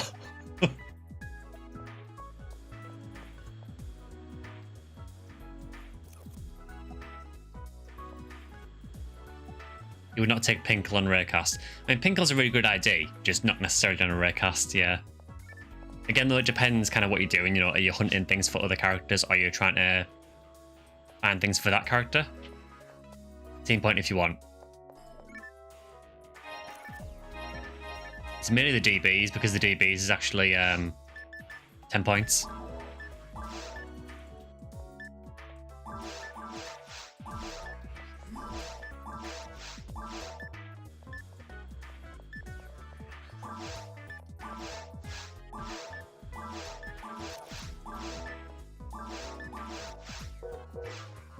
The concentration there.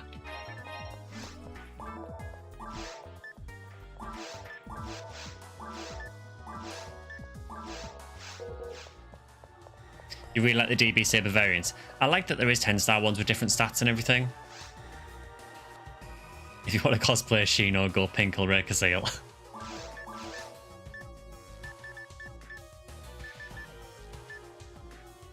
Well, there we are. I mean, that is definitely the highlight of the stream.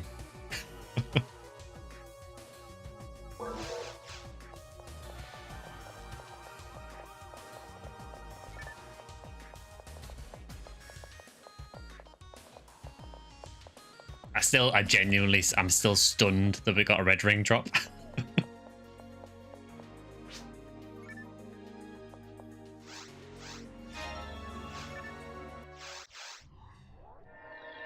Team points are like 90% Guilty Lights and Angry Fists from Tyrell Zigo on Bluefall. Yeah, Doomlord, yeah. I got a red ring drop earlier in the stream. It's a really, really high defense one as well. There you go. No, thanks, dude. Yeah, if you watch it back, I didn't even realize it had dropped. I was too busy speaking to chat. Yeah, I think we'll probably end there for today, I think. So next week, just to recap, there'll be the PSP2 video on Monday for members. That'll go live to everyone else on Wednesday. Another PSO law video on Sunday and another stream. There'll also potentially be an NGS video about the Mars system, depending on when I can get some time to record NGS. So maybe some point this week as well. Yeah, really, really fun stream, and still kind of can't believe we actually got an insane drop. As usual, thanks to everyone for for coming along playing as well, and for everyone who hung out and chat. Best stream yet has to be Sky got his red ring. And where do we go from here? I mean, surely it's SGS next. Thanks for the stream. Congrats again. Oh, thanks, dude. I will also just say now, I am more than happy to keep doing TTS with people to find red rings for the other members of the team as well. Yeah, thanks for watching. If you enjoyed the stream or anything, please consider liking, subscribing, joining as a member, all the usual YouTube stuff. And yeah, hope to see you guys in the next stream. See you guys.